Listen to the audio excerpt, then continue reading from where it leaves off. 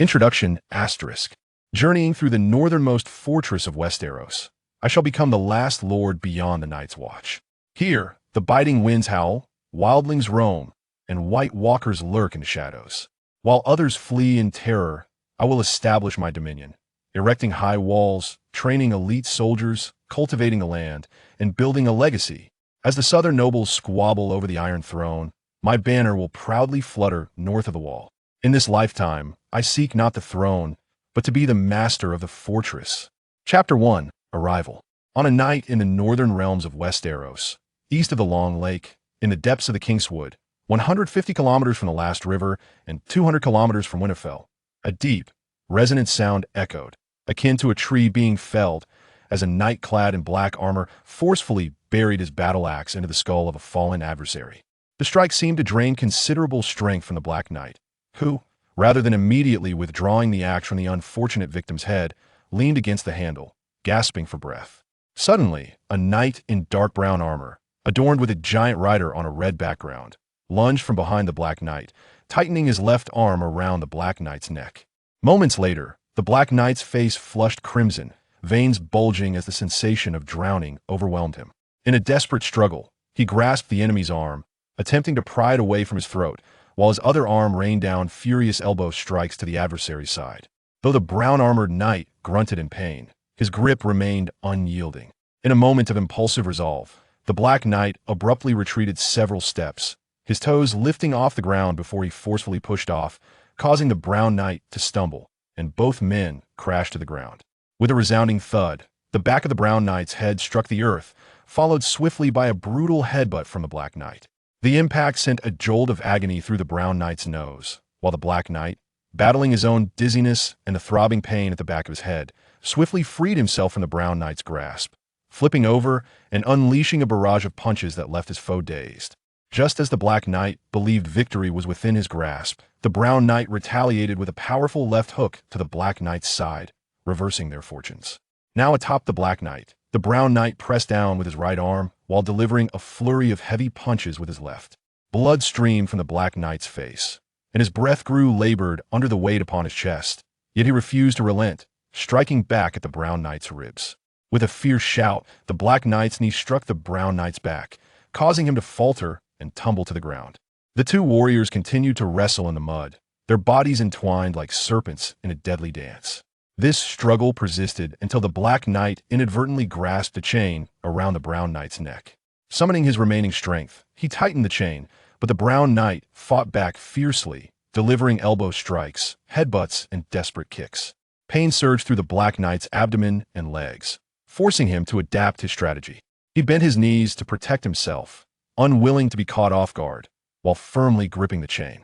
Gradually, the chain constricted, embedding itself into the flesh of the brown knight's neck. "Curse it!"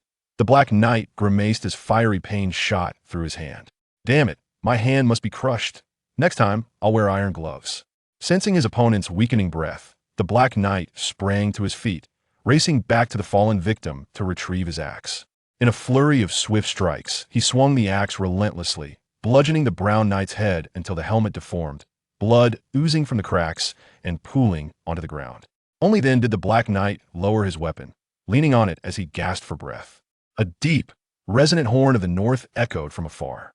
The Black Knight surveyed the battlefield, noticing that his comrades, clad in similar armor, had achieved a decisive victory, while their foes fled in disarray. With the last of his strength, the Black Knight shouted, "Withdraw. Do not pursue the retreating enemy. Everyone fall back immediately." At dawn, along the King's Road within the woods, the Black Knight felt waves of dizziness wash over him, a consequence of blood loss and the fatigue of battle. The bright sunlight, the chirping of birds, and the rhythmic pounding of his steeds' hooves only intensified his disorientation. This feeling lingered until midday, when he forced himself to clear his mind, whispering, "System, open the Lord's personal panel." Ding! Lord Personal Panel activated. Calendar: AC 292, year 292 of the Age of Kings. Name: Peach Blossom Stonewolf. Health: 25 out of 100. Injured, recovering at 10/H. Weapons owned: Lord's Battle Axe, legendary quality. Attack power: 77. Attributes: Armor piercing, axe cleave, army charge power 1, Enemy Morale 1. Bloodthirsty Restoration can absorb enemy blood and iron to repair the damaged axe. Sacred Sovereignty, Symbol of Power, Authority 1. Submissiveness of Vassals 10. Description: this battle axe has been passed down through generations of the Wolf family, an indomitable artifact on the battlefield, and a symbol of the family's sacred sovereignty, imbued with the glory of its bearers. Treasures: none. Mount: Black Holstein Warhorse, origin Germany. Peach Blossom Stone Wolf gazed at his personal panel, muttering, "This health status is rather dire," before spitting out a mouthful of blood. What a rush. That night was exhilarating. I nearly met my end on the battlefield. Peach Blossom Stone Wolf, or Chen Nan, a native of Blue Star, had parents who were seldom home, living a modest life without wealth or luxury. At 29, he was still single. From a young age, his parents were consumed by their work, neglecting communication with him. This was not the worst of it. They imposed strict expectations upon him, adhering to a militaristic Prussian-style upbringing that stifled his personal interests. The result was a withdrawn, reclusive character who seldom interacted with others, even humorously remarking that he spent more time conversing with himself than with the outside world. As a child, he found solace in books and video games, the former providing an illusion of connection and the latter immersing him in a personal realm, allowing him to escape the coldness of his home and the indifference of his parents. A pervasive sense of hatred and alienation filled his lifeless household. He had never smiled and did not believe in the power of smile. In his heart, he sometimes felt that his parents were not raising a son, but rather cultivating a foe. Chen Nan deeply understood that what he yearned for most in his heart was a gentle affection called home. Thus, as an adult, he worked tirelessly and, after enduring countless trials, pursued a girl he had admired for many years. Just as he prepared to cherish her, his beloved, the only one who could bring him warmth, his most exquisite treasure, his parents incessantly demanded money from him. The cold voice on the other end of the phone clamored for funds and reprimanded him. He thought to himself that a man ought to endure. Ultimately, this escalated to his parents requesting exorbitant dowries from the girl's family, while they themselves contributed nothing. Unsurprisingly, the girl's parents hastily purchased train tickets, and she, terrified, fled by train that very night. Perhaps in the eyes of his parents, it was only natural for children to honor their parents. Yet, this final glimmer of hope, this gentle warmth, was irrevocably severed. From that moment on, Chen Nan succumbed to a life of incessant drinking, attempting to escape reality through intoxication. However, he found himself in despair, realizing that fate was indeed cruel. He possessed a body that could withstand countless cups of liquor and could only perceive his suffering day after day. With no other recourse, he retreated into the past, immersing himself in the realm of video games. One day, while playing a game titled Crusaders, the first campaign, a message suddenly appeared. Are you dissatisfied with your reality?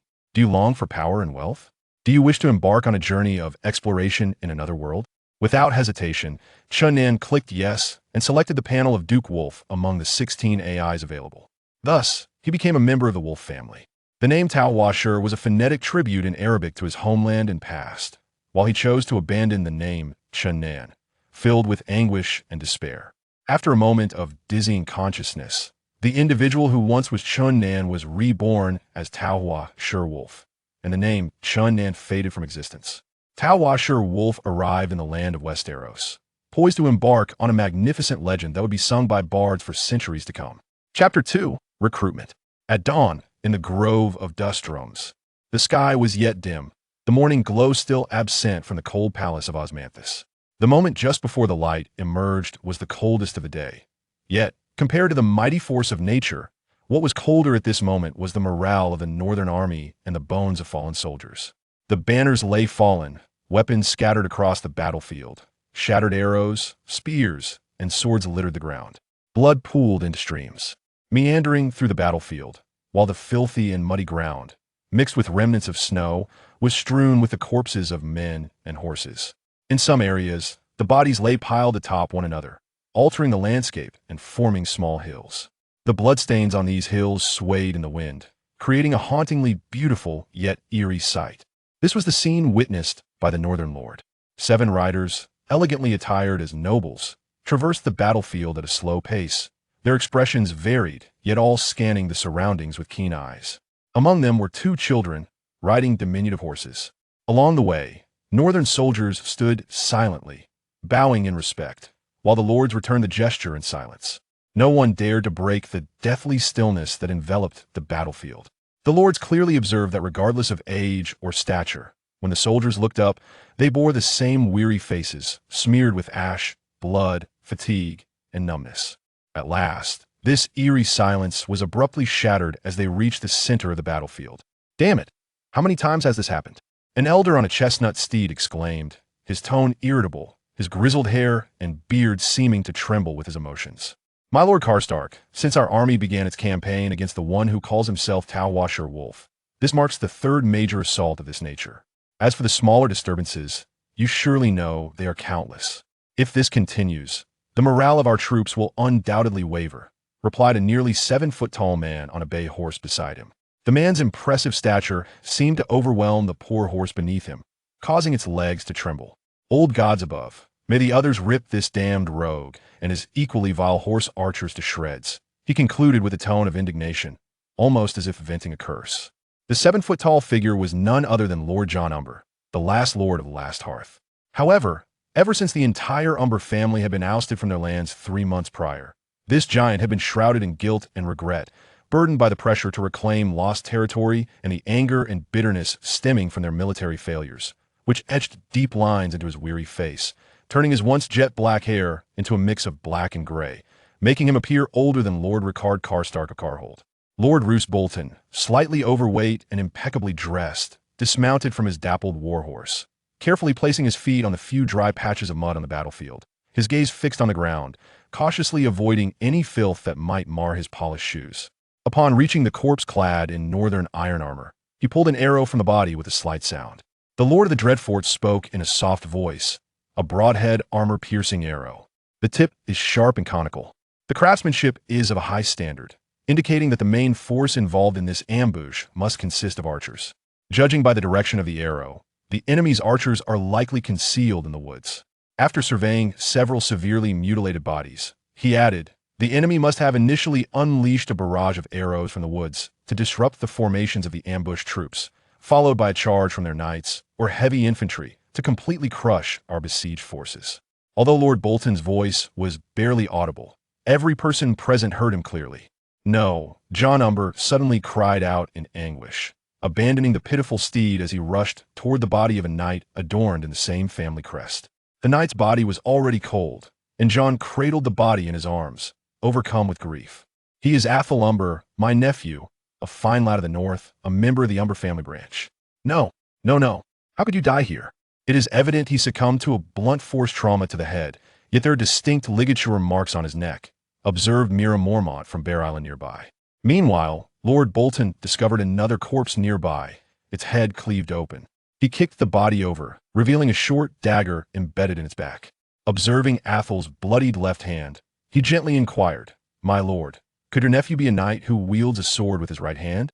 Indeed, he was an exceptional swordsman, adept with his right hand. Then Bolton replied, "The one who killed your nephew and the one who killed that gentleman must be the same person. The weapon is likely a heavy, sharp instrument. Initially, the assailant must have engaged that gentleman in combat, using the dagger to strike him before pursuing and fatally wounding him. Afterward, your nephew abruptly intervened. In the rush, the assailant failed to retrieve the dagger, discarding along with his weapon. Your nephew, due to his prior injury to his right hand, was unable to wield his weapon, and the two fought hand to hand. But your nephew, weakened by his injury, fell prey to the assailant, who then grasped the necklace around his neck. How can this be? The necklace was left to him by his father, who wished for him to become a scholar, and thus fashioned this iron chain collar for him. The boy is dutiful. After his father's passing, he has worn this chain in remembrance of him." Chen Umber murmured repeatedly, "It cannot be. This is not true. Lord Ned, I believe it is time we devise a strategy to address these relentless attacks." Rickard, who had been silent for some time, spoke to the young nobleman at the forefront. "My lord, I suggest you reach out to the members of the Wolf clan, requesting their assistance in eliminating the archers lurking in the woods," Lucas advised. With a countenance as dark as a stormy sea, Ned Stark finally spoke. "Send for the messenger. Note this. With the authority of the North Protector, I call upon the Wolf clan for assistance in purging our lands of the enemies lurking among the wolves. I request the forces of House Wool and House Flint to advance eastward and reclaim Hearthstone. I summoned the mountain clans of House Norey, House Burrell, House Harkley, House Riddle, and House Not to gather their strength for our cause. Ned turned to glance at Rickard Karstark and then commanded, "Order the Karstark family to form a new army, departing from Castle Carhold to assault Hearthstone and join forces with the mountain clans, while we prepare to strike at the enemy's stronghold, Winterfell. The remaining troops shall follow me under the command of Lord Rickard." With a serious demeanor, Ned issued a series of military commands before turning to the two young boys. "Robb, John, this is war.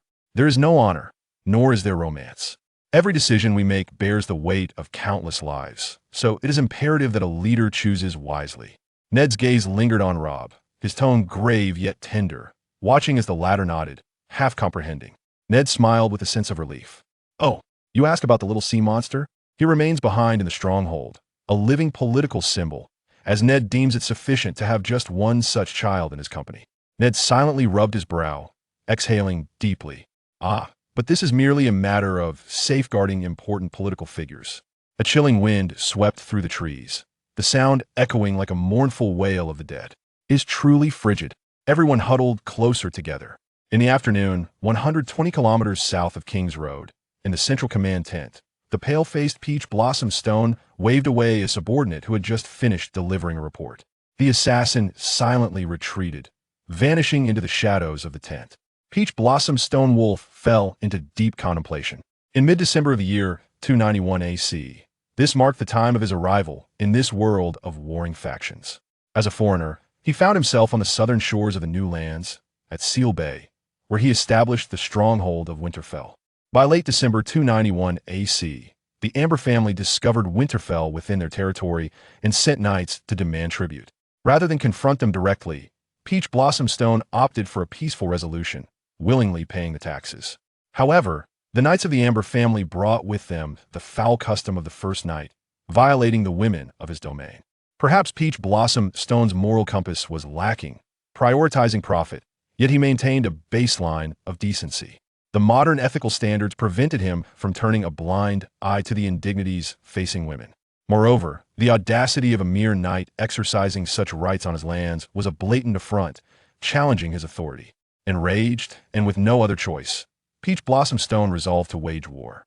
In mid-December 291 AC, after swiftly imprisoning the envoy knight, he mobilized his initial forces: 120 spearmen, 80 European swordsmen, 120 European archers, and 40 knights, totaling 361 men, and under the cover of night, launched a surprise attack on Hearthstone. Despite Hearthstone boasting a total strength of 3,000 men and over 20 knights, their forces were scattered. Many knights dispersed across villages within their lands, leading to a successful conquest of Hearthstone, forcing the Amber family to flee southward. Following the capture of Hearthstone, Peach Blossom Stone began to rapidly bolster his military, reorganizing the entire Amber territory and pursuing the Amber family southward.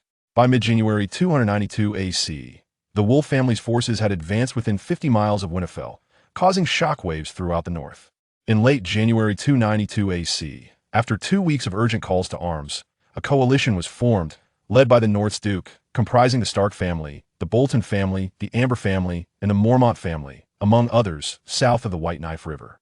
Notably, the Widow's Watch and White Harbor were exempt from conscription due to coastal defense needs. The Stark family contributed 800 men and 42 knights. The Bolton family contributed 723 men and 24 knights. The Amber family provided 221 men and 8 knights. The Mormont family sent 150 men and 5 knights. Other minor houses totaled 408 men and 31 knights. In total, the coalition fielded 2,302 men and 110 knights. Additionally, due to the North's unique military structure, there were over 300 mounted soldiers armed with firearms. While the combined forces of the Northern Coalition may not rival the total strength of any major noble house during the later Wars of the Kings, the recent Iron Islands rebellion had drained resources, leaving the lords with sufficient manpower but insufficient funds for armament.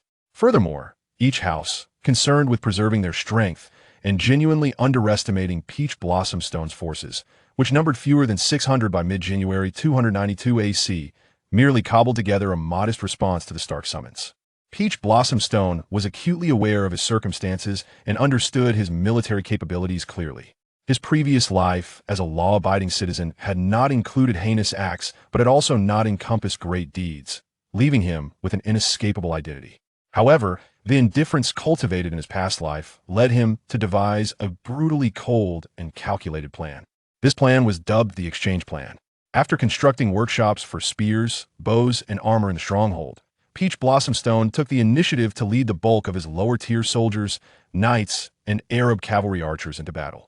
Without a doubt, the initial skirmishes ended in defeat, yet many generals who once were mere foot soldiers learned the art of retreat. From being utterly ignorant, Peach Blossomstone learned to use cavalry and knights to counter enemy horsemen, to know when to sacrifice the weakest for the greater good, and how to establish camps while on the run, all while anticipating enemy movements. Through countless brushes with death and the bloodshed of his soldiers, Peach Blossomstone's military prowess rapidly ascended, compelling Ned to continually enlist more soldiers as Peach Blossomstone's forces grew to over 5,000. As the recollection came to an end, Peach Blossomstone softly called upon the system. System, open the army panel. Ding, military panel. Current forces, Spearmen 470 for 523, level 2 experience. European archers 322 for 340, level 3 experience. Arab slaves 400/520, Arab slingers 346/410, Arab archers 30, Arab cavalry archers 90/101, European swordsmen 56, European knights 23:30 seconds. Level 1 radio warship 1, level 1 Kirk warship 4, level 1 Viking longship 6. Existing military recruitment facilities: Wooden Barracks, Stone Barracks, Cathedral, Complementary, and River Dock, Skaggs Island Dock, Winterfell Dock. Recruitable units: militia recruitment, armed with their own weapons, known for their numbers. These are not soldiers, but rather a rabble that can easily collapse under minimal losses. However, do not underestimate them. Impoverished and newly established city-states may struggle to gather even wooden sticks, while wealthier ones can muster armor. If a city-state happens to be martial, it might even field an elite force at a remarkably low cost. Evaluation: a mere guise for the Lord's play acting. Morale: elasticity, minimum 5. Recruitment cost: 5 gold coins/unit. Note: 1 unit represents a population of 100. Recruited soldiers will occupy the population slots of the castle, and no new idle farmers will emerge after enlistment. European pikemen. Armed with 2.5-meter-long pikes, short swords, and protective gear, these militia can form a phalanx to counter cavalry and serve as a solid component of defensive positions.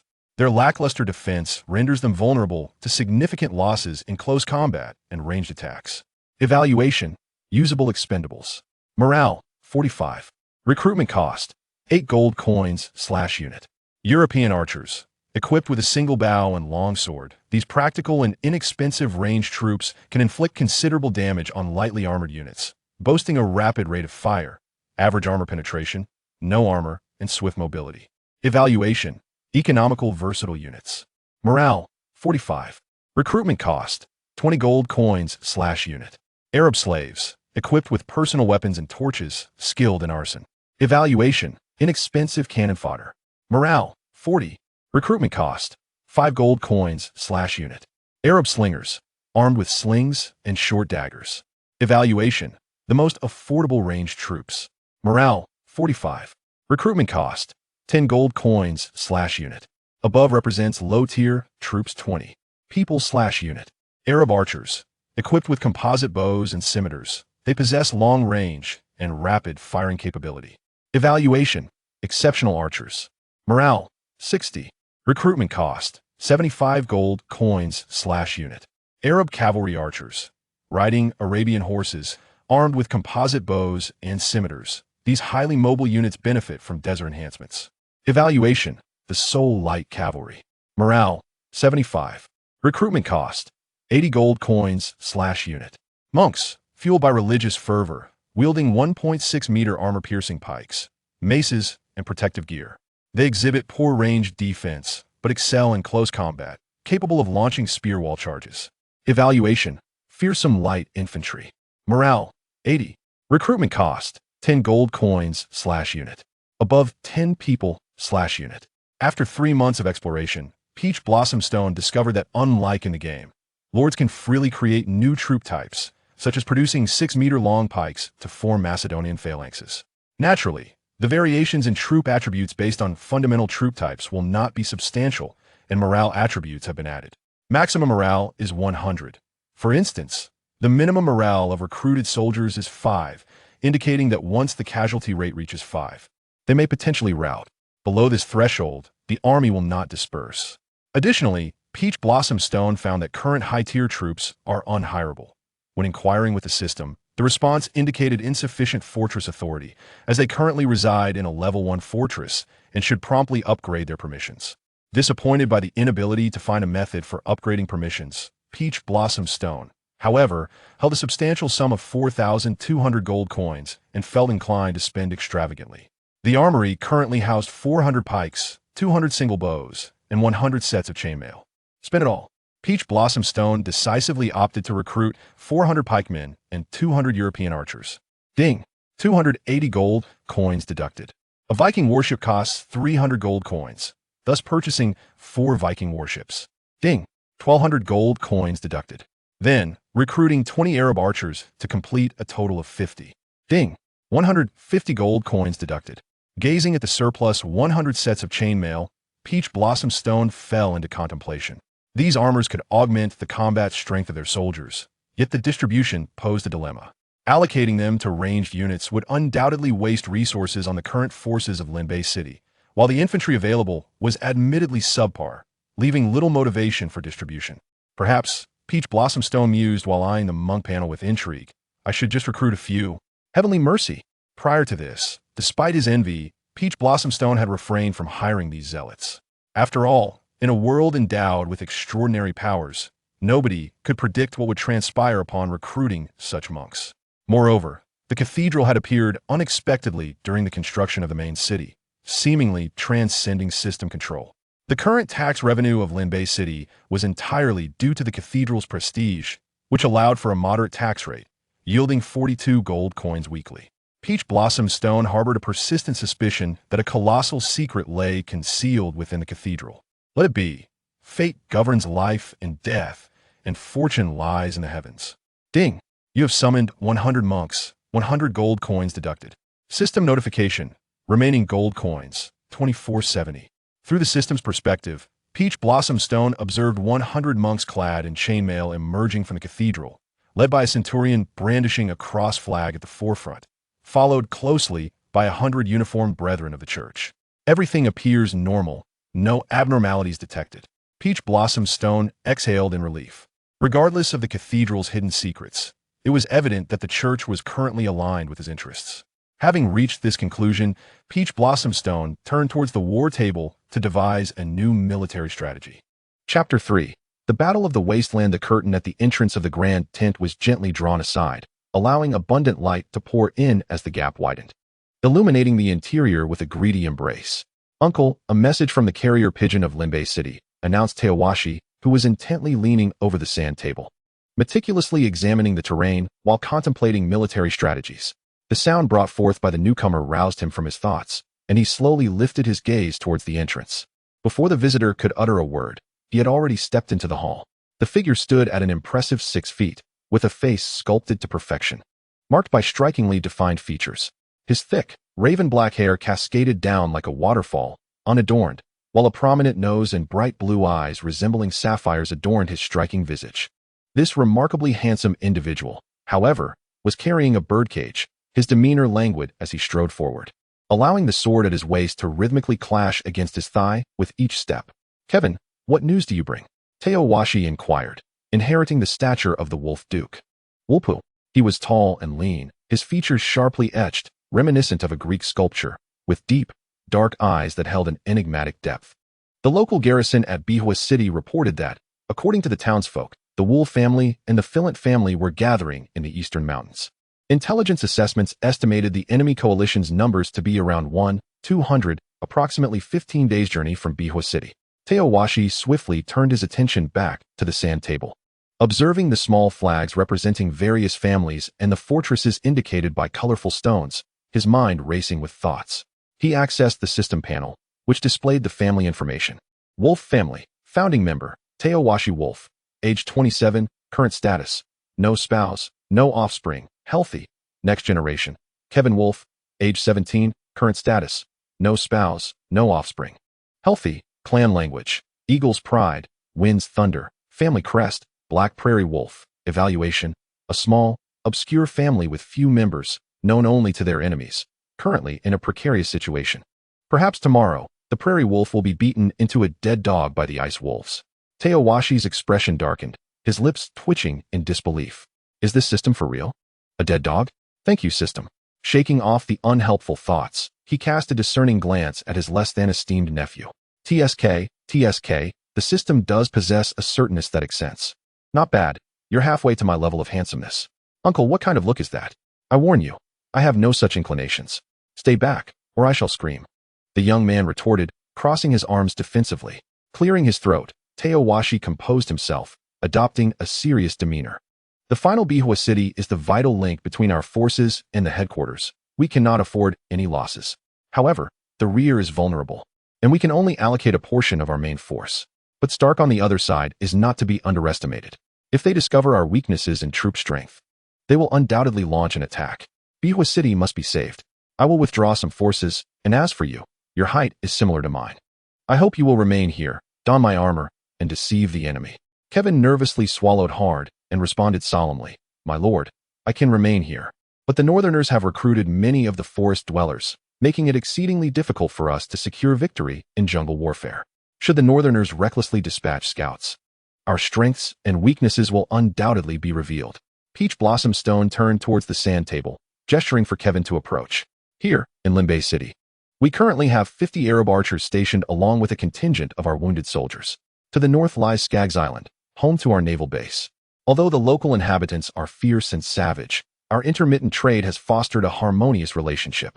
Fortunately, their prolonged isolation has diminished their allegiance to the Stark family, allowing us to rest easy regarding these two locations. His finger glided downward to the location of Hearthstone City. In Hearthstone City, we now have only 56 European swordsmen. Our defenses are alarmingly thin. Besides that, we possess 3 military fortifications. Mojang Fort, situated between Hearthstone City and Keho City, serves as the southeastern gate of Hearthstone. If we can hold this position, we will be able to monitor the Stark family's northern contingent. Currently, we have 150 pikemen and 50 archers stationed here, along with a Radian warship, a Kirk warship, and 2 Viking vessels. Securing this area should pose little challenge. The remaining 2 fortifications must be sworn to your defense. Peach Blossom Stone declared emphatically, slamming his hand down upon the location of the small black flag. This is our current encampment, located 80 kilometers from Mojang.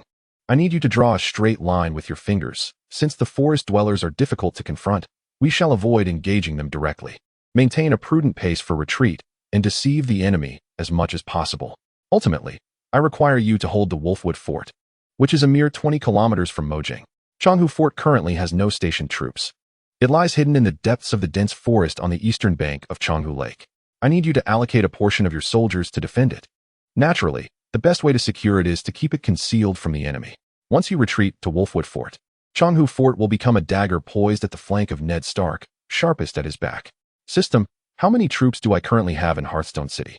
Detected: the host currently possesses 100 armored monks, 56 swordsmen, 30 knights, 349 pikemen, 132 archers, 240 Arab slingers, and 600 monks, totaling 1507 personnel. The journey from the encampment to Hearthstone City took the Wolf family army a total of 4 days. During the march, Peach Blossom Stone expended an additional 720 gold coins to recruit a new contingent and sent word via carrier pigeon to the recovering soldiers in Lingbei City to rejoin the ranks. As Peach Blossom Stone advanced northward, he only withdrew 500 infantry and the knights designated for the decisive battle, supplemented by the previous troop reinforcements. Thus, Kevin's forces in the south now number approximately 1,800, albeit their combat effectiveness remains a grave concern. As of the 12th day, Peach Blossom Stone's forces amounted to over 1,500, having preliminarily completed the amalgamation of his army. Furthermore, the latest intelligence regarding the mountain clans had been presented to Peach Blossom Stone's desk. Damn it! Those imbeciles in intelligence deserve to be hanged. Peach Blossom Stone rubbed his temples, feeling an even greater headache envelop him. Recent intelligence indicates that the enemy forces exceed 5,000, comprising not only the original 1,200 mountain clansmen, but also over 4,000 wildlings from north of the Great Wall. This alliance is perplexing. How could the mountain clans join forces with their traditional adversaries?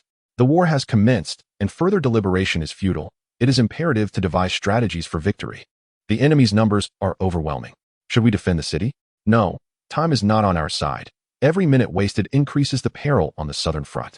Moreover, the fortress of Hearthstone is insufficiently sized for our needs, being excessively large relative to our contingent of 1,500. We must resort to open field combat. Indeed, we must take the initiative and engage them swiftly and unexpectedly. Preparations must begin immediately. Shortly after noon, the Wolf family army, guided by the banner of the Wolf's head, departed Hearthstone. Marching in a column, the formidable force moved westward like a colossal serpent. Yet among them was a seemingly inconspicuous company of 100 men that appeared notably corpulent, as if all the soldiers were somewhat overweight. Interwall felt an unusual streak of fortune. As a distant relative of the Wall clan leader, he had never anticipated a life beyond mere subsistence within the clan. Yet, fortune often arrives in unexpected forms. After accepting the Duke of the North's request for military assistance, the clan leader found himself beleaguered by the incessant incursions of small bands of pirates from Iron Isles, which diverted much of the clan's strength. With no capable leaders available, the clan chief reluctantly appointed this previously overlooked individual to lead the expedition, commanding 700 clan members to unite with the Felini clan, thus gaining a numerical advantage bolstered by 300 warriors wielding two-handed swords and clad in chainmail.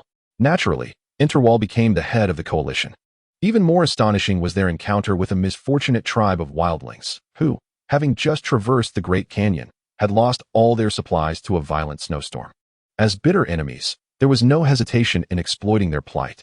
Following a brief but decisive skirmish, the wildlings were completely defeated and captured. The leader of the Felinti clan suggested that such a vast number of wildlings should be driven back into the canyon to ensure their self-destruction. However, Interwall proposed a more cunning approach, threatening the wildlings' wives and children to compel the men to act as cannon fodder. His strategy was adopted, and the wildlings were forcibly divided into two groups, with the able-bodied men thrust to the forefront of the army to serve as expendable shields as the entire force advanced toward Hearthstone. While Interwall indulged in dreams of glory, chaos erupted at the forefront of the army. The din of the crowd swelled, reminiscent of the cacophony of millions of wildebeests migrating across the African savanna. What had transpired? What were those wildlings up to? Interwall halted a nearby soldier and inquired. "Chief, the enemy is upon us. The wildlings in front are on the verge of breaking. We must retreat." The soldier replied. At that moment, at the very front line of the conflict, Tao Huashi led 30 knights, slicing through the wildling formation as effortlessly as a steel blade through butter. His lordly battle axe, cumbersome for mounted combat, was secured in the saddlebag, and he wielded a hand-forged sword crafted by the castle's blacksmith, wreaking havoc among the wildling ranks. Perhaps I am a deviant? Tao Huashi harbors no psychological burden following the act of murder. Rather, the sound of blades slicing through flesh, the gentle patter of blood splattering against armor, and the warmth of droplets landing upon skin invigorate him. The rapid secretion of adrenaline heightens his senses, sending him into a frenzy. In a state of extreme exhilaration, Tao Huashi bellows, "Wolves, charge! Crush them without mercy." Despite his fervor, Tao Huashi's mind remains remarkably composed. The strategy is clear: divide and intimidate. The knights need not inflict excessive harm, but rather instill fear in their adversaries, driving them like sheep into disarray until they are utterly routed. Behind the knights, a battalion of spearmen jogs in 3 lines, spaced 10 paces apart.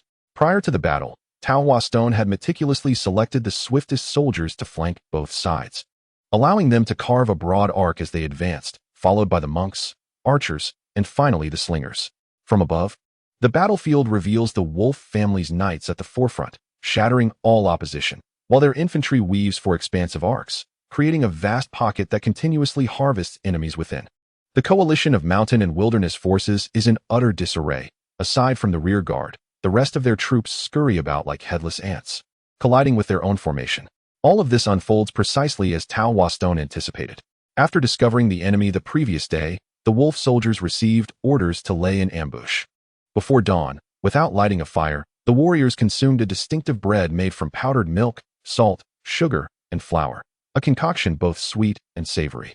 With the rising sun, they launched a swift charge to overwhelm their foes, subsequently expanding their gains through the arc formation. This strategy not only encircled the enemy, but also created the illusion of a larger wolf force, leaving those trapped within the pocket to perceive soldiers all around them. It seems victory is assured? No, I cannot relinquish power. I wish to retain everything I have. No one can return me to the past. I refuse to be a mere pawn overlooked by all. Such were the thoughts of Enter, whose subsequent fury engulfed his consciousness. Go slay those wretches, he commanded, his face contorted in rage. What? His attendant appeared bewildered. Beneath the pallor of his wrath, venomous words escaped him. Find 200 wild men's wives. Drag them out and kill them. Remember, first shatter their ankle bones. Let them scream before you end their lives. Inform that group of wild men. If they refuse to fight, I shall execute a batch of them every 30 seconds.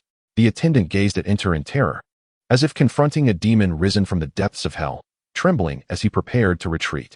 Suddenly, Enter's voice rang out again. Remember, select the young ones, the loud ones, and preferably those with children.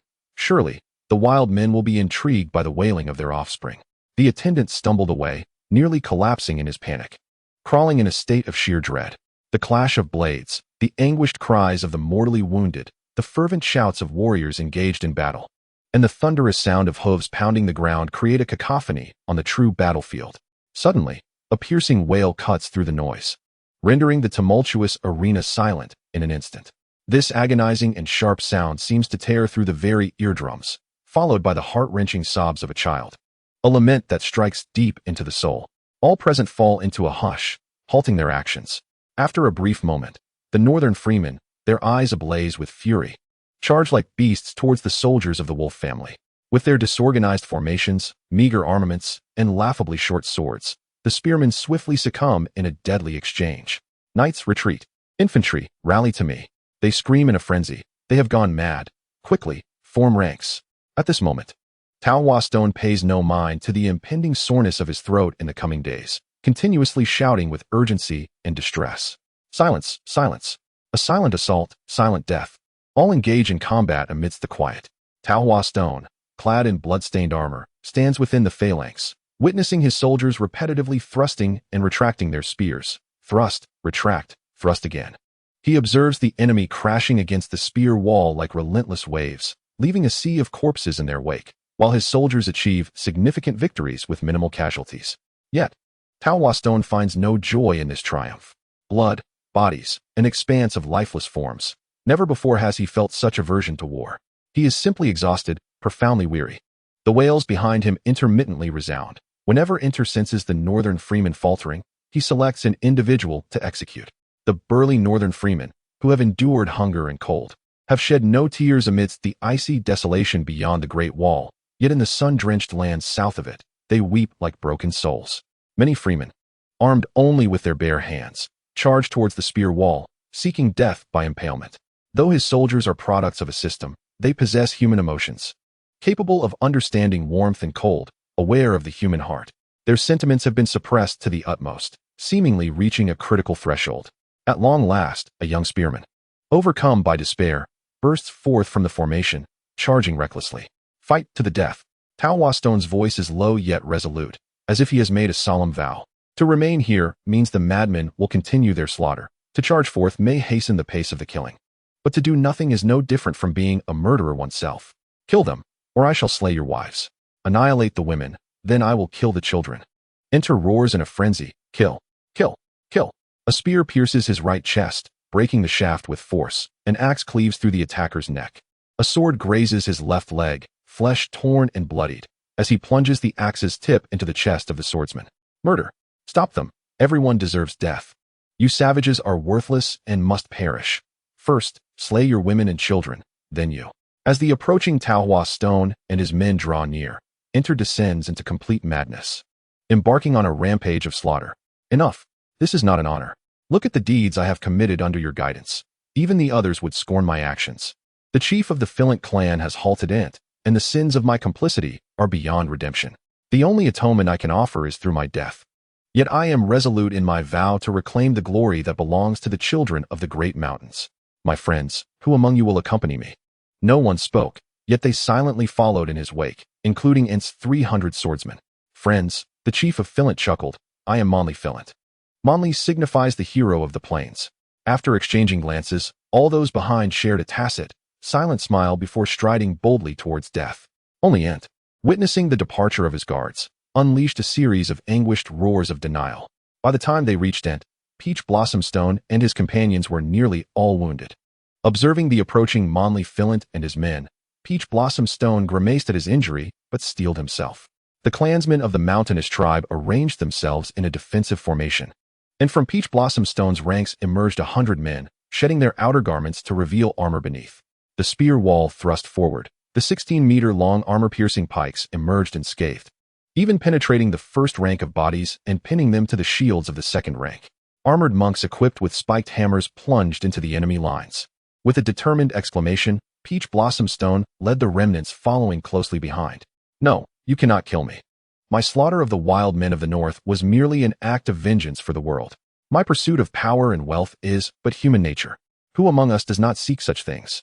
I refuse to return to that forsaken place, scorned by all. Why is it that some are born as chiefs, destined to inherit that position?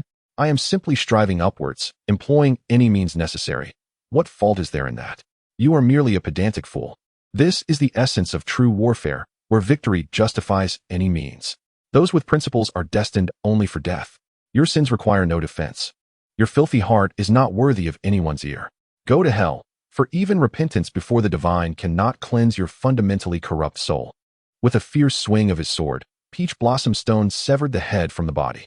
The free folk who witnessed its execution erupted in thunderous cheers, rushing forward to partake in his remains as a form of retribution. After the war, tears fell like rain, a conflict steeped in despair and sorrow, a battle fraught with coercion and reluctance. The cries of the free folk echoed across the plains.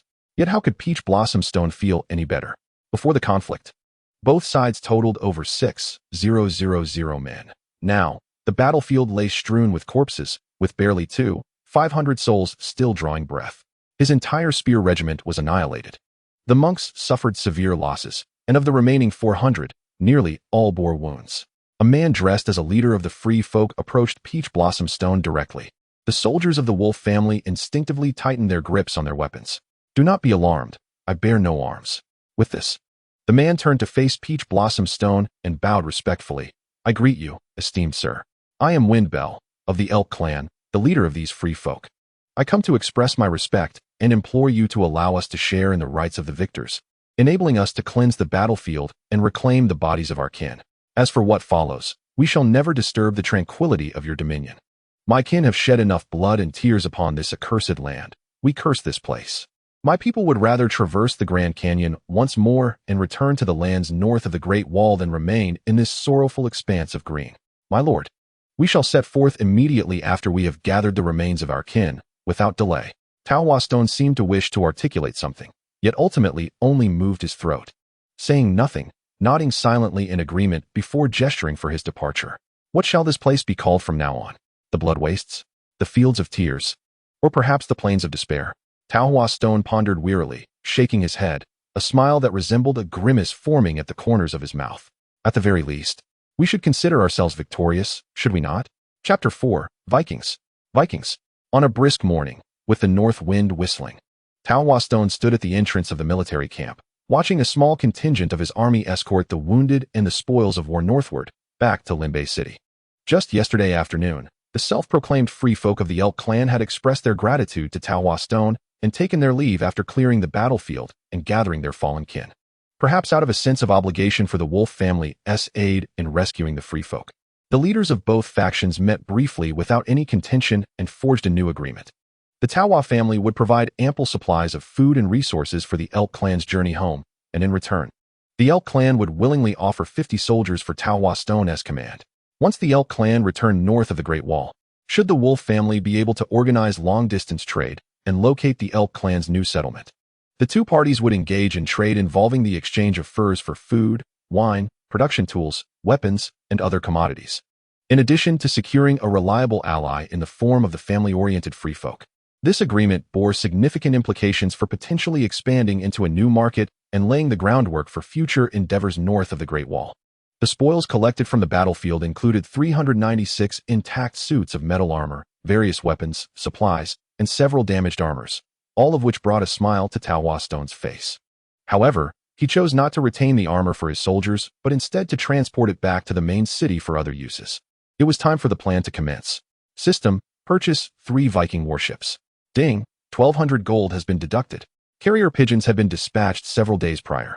However, considering the increasingly frigid weather of late, Tao Huashi Stone furrowed his brow, worrying that the pigeons might lose their way in the cold winds. Thus, he called out in a firm voice, "Sir Jolly, I entrust you with the task of delivering this letter to the commander of the Navy in Lingbei City, as swiftly as possible." As one of the remaining 7 knights, Jolly had no choice but to comply with Tao Huastone's request. The recent acquisition of 3 warships and the depletion of gold due to the replenishment of troops left Tao Huastone with less than 200 gold. The Wolf family's wartime potential was nearly exhausted, and their situation was precarious. Tao Huastone touched the horn of Urban, which hung at his waist, a special reward for achieving a decisive victory in the Battle of the Wastes and earning the title of unwavering champion, sworn to fight until death. In the year 1096, under the summons of Pope Urban II, a series of religious wars, known as the Crusades, commenced with the aim of reclaiming the sacred city of Jerusalem, spanning over 200 years and occurring 9 times.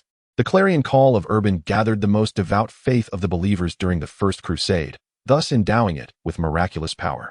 When the horn is sounded, the scattered soldiers still on the battlefield shall rally, while the intact forces will receive a morale boost of 10 and a chance to enter a fervent state for 30 minutes, doubling their combat strength. Casting one last glance at the family troops heading north, Tao Huashi found himself engulfed in a state of worry. At this moment, Vegas, the commander of the Wolf family fleet, was anxious yet hopeful. Having received a letter from the south 2 days prior, he hastened to Skaggs Island. Now, he stood amidst the recently constructed Hall of the 3 Clans, encircled by a throng, nervously awaiting a response. The leader of the Magner clan, Jorvik, refused to engage in battle, asserting that past trade and minor favors would not compel his kin to shed blood. The other 2 tribal leaders, seemingly in agreement with Jorvik, remained silent. Damn it, these Skaggs folk must have resided on this wretched island for too long. Their wits dulled, Vegas mused. I had thought the sea winds on Skaggs Island would be strong enough to rouse you from your stupor, but it appears even such gales cannot awaken your rock-like minds. A pack of fools oblivious to their impending doom. The expressions of those in the hall shifted dramatically, and Jorvik spoke in a low tone, urging Vegas to continue, threatening that if he did not elucidate his reasoning, he would meet his end in the cauldron. Odin above, these barbarians are indeed cannibalistic savages, uncivilized and brutish. Vegas cursed inwardly, maintaining his composure as he spoke. Now the entirety of the North knows that other families have been forbidden from trading with us and have descended into warfare, yet you alone persist in communication with us. As vassals under the Stark family, you have forsaken your oath of fealty. Do you truly believe the Starks will let you off the hook? The Skaggs people remain distant from the mainland conflicts. The Stark family has no navy and cannot harm us, Jorvik retorted, enunciating each word carefully. Ignorant and unaware. The Starks could easily blockade the island and starve you into submission. If the Starks were resolute, they could dispatch another army to the island, slay your men, abduct your wives, and torment your children. Your current indecision merely reveals your desire to bide your time for a favorable outcome. But compared to the enemy, the vacillating rat is more detestable. You may as well wait and see if the Stark family will forgive your cowardice, you timid souls too afraid to seize your destiny. Await judgment on your fate. Are you threatening me? I could easily slay you now and present your head to the Starks. Surely such a grand gift would grant me their clemency, Jorvik sneered. Have you willingly chosen to be dogs? Perhaps joining us may not yield significant benefits for you, but at the very least, it offers a chance for vengeance and the restoration of your dignity. Reflect on what the Starks have done to you. To punish you, they have blockaded the coastline, set your ships ablaze, forbidden you from fishing, leading to the starvation of countless souls among you. How many of your own have you resorted to consuming in desperation? Have you forgotten the blood feud of your ancestors? Consider how the North still subtly ostracizes you today. A profound silence enveloped the hall. Suddenly, a young mother named Lisa shattered the quiet, stating, I know nothing of politics, but I do know my child lacks sufficient milk, and we are bereft of food. The silver-gray wolves care not for our plight. Before this, I had 3 children, yet 2 perished from hunger.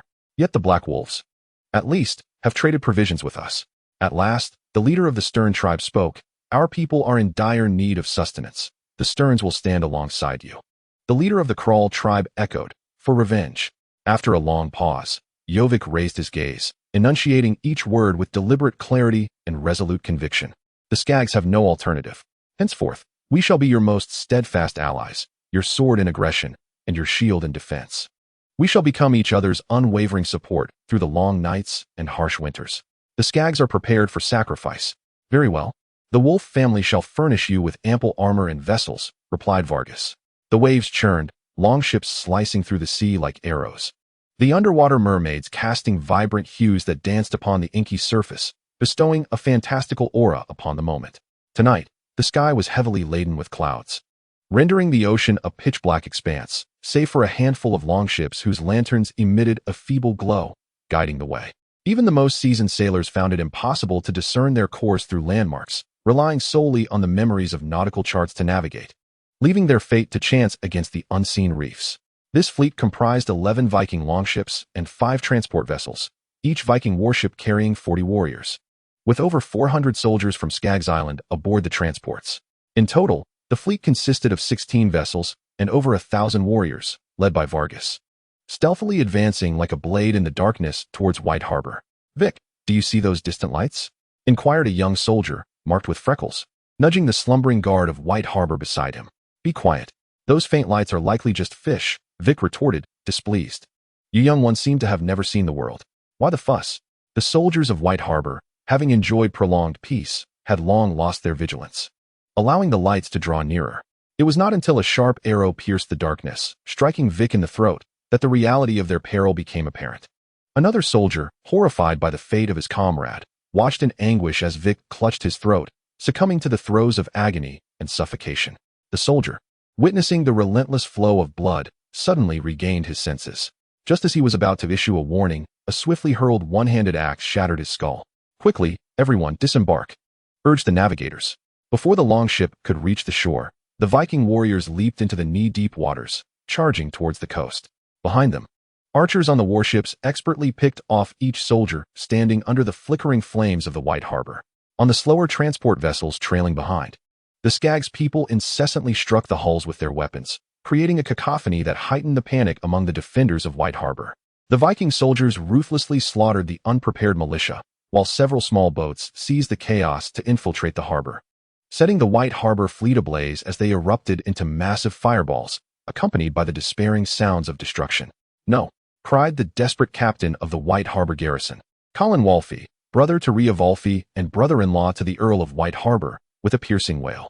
Anger fueled his strength, allowing him to collide head-on with 2 Viking soldiers.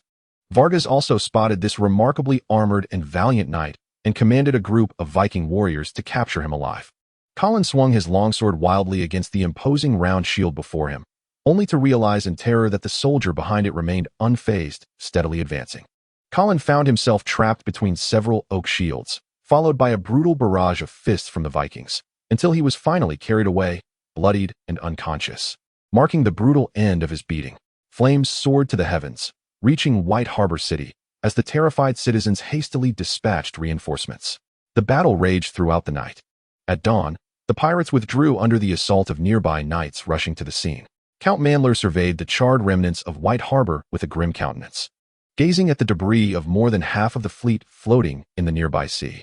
Though the pirates had retreated, White Harbor lay desolate, stripped bare and reduced to ashes, with the fleet severely crippled and uncertain of its recovery. The Count's mood was exceedingly bleak, especially as Lady Rhea Wolfe lamented beside him. "My lord, please, you must save Colin." "Silence." The Count finally lost his temper. "Save him? With what? My ships are gone. Should I swim to chase after them?" He turned away from White Harbor City without a hint of compassion, leaving his wife in sorrow. Without the protection of the Northern Navy, the coastline was more enticing to criminal desires than a naked beauty. Meanwhile, Vargas reveled in a period of bliss with his pirates, pillaging from Cahors City to White Harbor, from the Terror Fortress to the Old Town. Everywhere was fair game, everywhere was ablaze. Anything that couldn't be taken was smashed. Anything that couldn't be consumed was burned. When faced with many, he fled. When faced with few, he kidnapped for ransom. Until the Northern Fleet encountered a trading vessel from Riss. The terrified shipowner, initially prepared to negotiate a ransom, was instead offered a proposal for trade. The unexpectedly astute captain swiftly recognized this as an unparalleled opportunity for fortune, promptly concluding a transaction and filling his hold with the spoils of piracy. Upon the return of the captain from Riss to the trading city, news of his profitable disposal of the plunder spread like wildfire, drawing countless ships from Riss. Enticed by the scent of gain, lacking the audacity to directly raid the shore, they struck a deal with the pirates for the low-cost acquisition of the stolen goods, trailing behind the pirate vessels while traversing the narrow sea. This initiated a seamless operation encompassing robbery, disposal of stolen goods, and the trade of merchandise to the continent of Essos. The Risians indulged themselves, profiting from the pirates by facilitating the sale of stolen items, providing reconnaissance, and even offering sensual services to alleviate the soldiers' emotional strain, thereby ensuring their spirited engagement in the grand enterprise of plunder. In pursuit of greater profits, the Risians thoroughly explored the northern eastern coast, even suggesting to the pirates to target the wealthier and lesser-guarded vessels. With the collaboration of the Risians, the piratical endeavors flourished, reaching new heights, while the collective happiness index of the Risians and the Wolf family alliance soared. The Peach Blossom Stone strategy proved to be a resounding success. However, one must not overlook the fact that the northern eastern populace harbored a deep-seated enmity towards these pirates, who could soothe the child's cries, and regarded the cunning and despicable Risians with contempt. Chapter 5. Strategy and Defense. This will not do. The armor you have forged does not meet my expectations. Peach Blossom Stone criticized, standing in the iron armor workshop of Lingbei City, addressing a stout middle-aged man. The individual being reprimanded was none other than Smith, the chief overseer of the metal armor workshop in Lingbei City. Shortly after the Battle of the Wasteland, due to insufficient funds to recruit an army, Peach Blossom Stone refrained from hastily marching south, instead opting to return to Lingbei City after surveying the territorial conditions north of the End River. The lack of adequately armored soldiers had become a persistent thorn in Peach Blossom Stone's side, prompting him to swiftly inspect other operations upon his return before making his way to the metal armor workshop. As the farm's cattle had yet to mature, the raw materials for leather were lacking, thus Peach Blossom Stone opted against establishing a leather armor workshop. Consequently, increasing the production of metal armor became the paramount task to bolster the defensive capabilities of his melee infantry.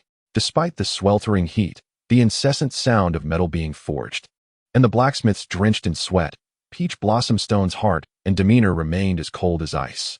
Oblivious to his leader's visibly grim disposition, Smith, known for his stubbornness, responded with fervor, his face flushed and temper flaring. "My lord, this is the finest chain mail. Its quality is beyond reproach. After you instructed us to abandon the creation of more advanced armor, our 20 master craftsmen have labored tirelessly, each producing a suit of armor within a week. My lord, we have exerted ourselves to the utmost. The quality of this armor is assured." At this moment, Smith was utterly oblivious to the increasingly dark expression of his superior, whose chest heaved in a fit of suppressed fury. "Stop," Tao Huashi interjected, preventing Smith from continuing. "I distinctly recall instructing you to abandon the production of intricately crafted armors like chainmail and instead focus on enhancing the output of metal armor. Yet, you merely reduced the complexity and shifted to producing scale armor." Tao Huashi pointed towards several large, dusty black machines languishing in the corner, angrily questioning. "I remember you claimed that contraption was a hydraulic forging device capable of producing high-quality armor plates in a short span of time. Yet you have relegated it to a mere dust collector. I never mandated you to enhance the quality of the armor. I understand your pride in your craftsmanship. But have you now forsaken the use of the forging equipment? Can your manual forging speed surpass that of machines? What? Are you no longer heeding the Lord's commands? Let me tell you, this is sheer selfishness. How many warriors on the front lines have perished needlessly due to a lack of armor? Can you truly face them? Can you honor the deity you revere? You are no different from the enemy. You are all criminals, complicit in the murder of frontline soldiers." A profound silence enveloped the workshop as all the blacksmiths bowed their heads in shame, unable to meet Tao Huashi's gaze. From this moment forth, each workshop must be staffed to its full capacity of 100. Meals will be provided here, and those hydraulic forging devices will be put to use. Raw materials will be supplied, and I expect you to forge simpler armors akin to scale mail. Should anyone disobey my orders again, I shall first break their hands and then take their lives. Unlike in games, the population required for production units is merely a reflection of maximum efficiency. Under normal circumstances, a small population suffices to keep production units operational. With flexible population demands, the Lord can judiciously allocate manpower to enhance the overall productivity of the city. Of course, exceeding the maximum population requirement can actually diminish production efficiency. At this juncture, Tao Huashi, akin to a merciless taskmaster, ensured that the armor workshop was fully staffed. He summoned the farmers who had yet to work this season to assist in transporting raw materials for the weapon workshop, delivering finished products, and filling other miscellaneous vacancies.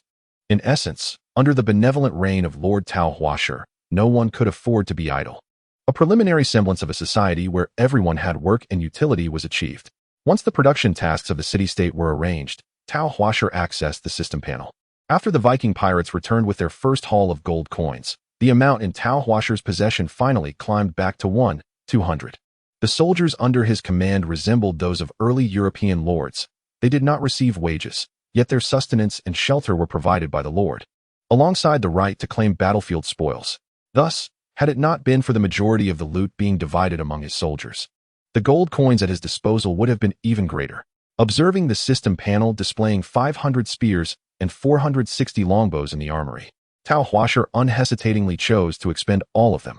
With the system's notification echoing in the air, the peach blossom stone stroked his chin and gazed eastward, realizing it was time to deal with those pesky rodents. Meanwhile, Kevin of the Wolf clan in the southern front was embroiled in a fierce struggle. On the third day following Peach Blossomstone's return, Kevin began a slow retreat, as per their strategy, to mislead the Northerners. He would light additional campfires and set up extra tents each day while his troops prepared their meals. This charade continued for 5 days, deceiving the Northerners into believing Kevin's forces were still present. However, with the assistance of the Wolfwood clan, a scouting team adept in the terrain infiltrated Kevin's seemingly deserted camp, exposing the ruse.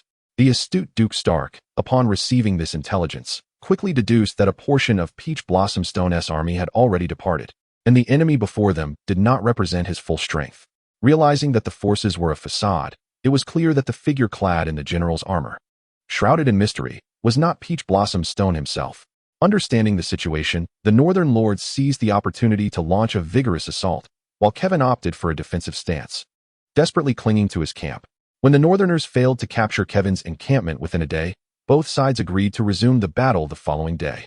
Yet, under the cover of night, Kevin, after spreading campfires across the site, took the lead in a hasty retreat. At dawn, the northern lords discovered they had been deceived once more, standing bewildered in the empty camp as the biting northern winds chilled their faces. Their emotions were a mix of resentment and admiration towards Kevin. Had they not shared noble status, they would have relished the opportunity to exact a brutal vengeance upon him.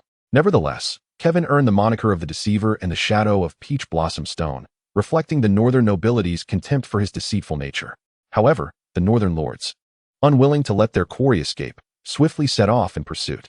Thus began a relentless chase along the King's Road, which concluded only when the Wolf clan's forces entered the Wolfwood fortress. Kevin licked his parched lips, feeling his throat ablaze with pain. Upon the northern army's arrival at the fortress, they initiated an assault on the seemingly modest 3-meter-high outer wall without any siege equipment. The evidence of their failure was starkly visible in the dried blood staining the once pristine sandstone walls and the Black Wolf flag still fluttering atop the battlements. On the higher inner walls, archers fired freely, suppressing the northern range troops shielded behind their turtle shields. Though named after a turtle, the shield resembled a longboat more than its namesake. Following Lord Bolton's advice, the longboat was maneuvered close to the wall. The sandstone, characterized by its loose texture, was anything but impregnable, prompting the northerners to forego depth in favor of expanding their horizontal contact area. The turtle shield pressed against the city wall, while the siege hammer struck the gates, as the remaining soldiers from the north wielded their great axes and chisels to pound against the fortifications. Stone, Kevin bellowed. A 50-pound boulder, hoisted by several slaves, crashed down with tremendous force, creating a substantial breach in the shell-like defenses. Tar and oil flowed through the opening, igniting nearby soldiers, who were driven from their turtle shields like frightened rabbits. However, one could not label them as cowardly, for right behind them were their comrades, engulfed in flames, seeking assistance. With freedom to fire, javelins, polished stones, and lead projectiles were unleashed, toppling the northern soldiers to the ground. At least today, they managed to hold the line. Yet, Kevin felt no joy in the defense of the walls. Rather, his countenance was clouded with sorrow. Today, 5 more had perished, over 20 were wounded, and the inner city was now filled with the injured, suffering severe losses, with dwindling supplies of ammunition and tar. Worse still, the ground below was littered with corpses, and in just a few days, the northerners would be able to climb over the bodies to scale the walls. In the age of cold weaponry, casualties often accumulated slowly. After all, men were not like wheat, passively awaiting the blade. They could dodge, parry, and flee. Observing the weary soldiers beside him, Kevin noted with dismay that their casualty rate had approached 1/5. This army had reached its limit, and if the fighting continued, it would surely collapse within days. The northern nobles were not faring any better. Under the relentless firepower of the double walls, their soldiers suffered grievous losses. Especially now, with news of the nobles on the eastern coast being plundered, the entire camp was rife with anxiety, including Lord Roose Bolton, as everyone pondered whether to fight or retreat. At that moment, Ned Stark sat at the head of the tent, observing the despondent nobles murmuring among themselves. He could not help but press his fingers to his brow in anguish, fully aware that a disbanded force would be difficult to command. I must devise a plan. Ned Stark contemplated. Chapter 6. Eastward Advance and Southern Retreat. Father, the scouts from the front report that we are nearing the forest's edge, Cragen whispered, treading softly on the damp, thick carpet of dead leaves as he approached his father, Alfric Stark. Observing the increasingly anxious expression on the elder's face, Cragen inquired, Father, while the pirates ravage our homeland, why must we carry out Lord Stark's orders? Moreover, why do we choose to traverse this damned forest with only 500 infantry, leaving our cavalry behind? Looking at his eldest son, who, despite being his firstborn, was rather foolish, Alfric could not suppress a bitter sigh. Child, war is merely an extension of politics. Lord Ned is our liege, and he is also our distant kin. We have sworn an oath to shed blood for him and fight alongside him until our last breath. That is both our honor and our duty. But I do not understand why we must abandon all our cavalry to traverse this cursed forest, knowing that our homeland is still being ravaged by those pirates. Child, what do you perceive war to be? Is it not simply a matter of mutual slaughter? The infantry formed a line at the forefront, while archers concealed themselves behind, unleashing their arrows from the shadows. The knights, in moments of critical need, surged forth to secure victory and glory. However, Alpha sighed, recognizing that war is merely a means to an end. The brutal reality of life and death conflicts harbors no honor. I have fought numerous battles. Trust me. War is never as glorified by bards as they sing. Rather, it is adorned with blood, shattered organs, excrement, and severed limbs, common ornaments of the battlefield, while crows are its ever-present companions. Yet, once the choice of war is made, we are left with no alternative but to pursue victory. Remember, the best strategy is one that is bold and open, driven by meticulous calculations. The finest tactics have always relied on deception. Our decision to traverse the forest for a surprise attack is precisely to embrace this path of cunning. We shall strike when the enemy believes we remain preoccupied with our rear, catching them unawares. Father, does this mean we can secure a victory? Cragen asked, rubbing his hands together in excitement. Unbeknownst to him, the hue of disappointment deepened in Alfu's gaze. Silence. No general can assert 100% certainty of defeating his foe, unless his advantage is so vast that it surpasses the limits of what mere mortals can withstand. Or he knows the opposing commander's undergarment color. War is a gamble, a game of the divine. No mortal dares to challenge the gods lightly. Many have lost wars due to a significant advantage coupled with recklessness. Thus, as mere mortals, we can only beseech the gods to favor our side. O ancient gods, we have lost this battle, Alpha lamented, closing his eyes in despair as he emerged from the forest. Before him stood 700 spear-wielding soldiers arrayed in formation, backed by a combined 300 ranged troops. However, the opposing commander appeared momentarily dazed, failing to issue an immediate attack order, seemingly startled by this unexpected force. Peach Blossom Stone momentarily lost his focus, taken aback by the enemy's unexpectedly high armor rate, realizing that this wave of foes might prove quite formidable. He swiftly shook his head and slapped himself hard. The battlefield is no place for distraction. To falter here could mean missing an opportunity or, worse, losing one's life. The archers exchanged their arrows for armor-piercing ones, while the slingers readied their lead projectiles. The archers drew long arrows from the second quiver, which hung lower from their waists, and aimed with precision. Release. A barrage of arrows rained down, and the lead projectiles descended upon the hastily arranged soldiers of House Karstark, disrupting their formation. Charge. Seeing his troops helplessly endure the onslaught, Alfu, with no option left, reluctantly issued the command to attack. The slingers prepared larger stones, which whistled through the air as they were hurled at the enemy. Upon impact, the stones shattered against the enemy's armor, leaving the men beneath bruised and battered. Under the onslaught of sharp projectiles, the Karstarks were left bleeding and battered. Fueled by anger and disdain, Cragen, like an injured lone wolf, howled as he charged to the front, deflecting several oncoming spears with his axe before plunging into the enemy ranks. Observing the valor of the opposing knights, Peach Blossom Stone grimly fastened his visor and intoned, "Prepare your weapons." Beside him, a monk soldier swiftly extended his spear, and Tao Huashi Stone grasped it in reverse, with the tip angled downwards at 45 degrees, charging forward on horseback towards Craig. No. Witnessing the enemy knight barreling towards his unsuspecting son, the aged body suddenly surged with formidable strength, rushing forth to stand before his child, arms outstretched like a hen shielding her chicks. The spear lunged forth with lightning speed, impaling the elderly lord into the ground like a javelin. No, Craig screamed, his eyes wide with anguish and blood, racing towards his father to embrace him tightly. Tao Huashi slowly turned his horse, removing his helmet, bowing his head in silent mourning. With their leader fallen, the remaining soldiers of House Stark, bereft of will to fight, cast down their weapons and surrender. Child, remember, a commander must not rashly venture into danger, Alfka Stark said with labored breaths. Do you recall what I said before?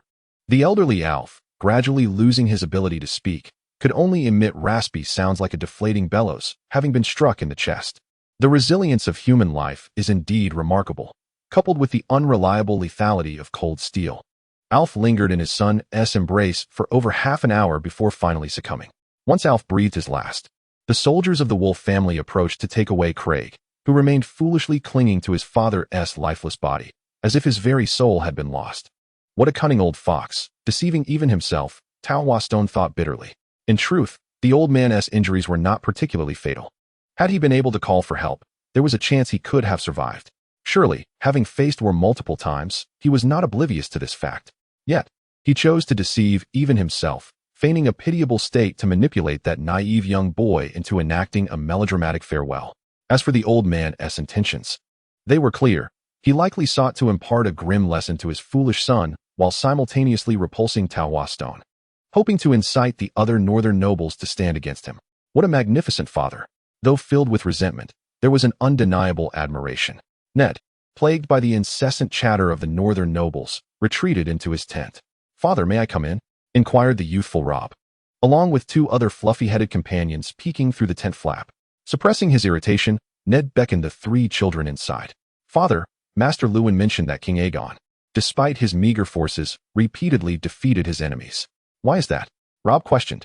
Ned stared incredulously at Robb for a long moment. "It is the dragons. That lord possesses a quality far surpassing his foes."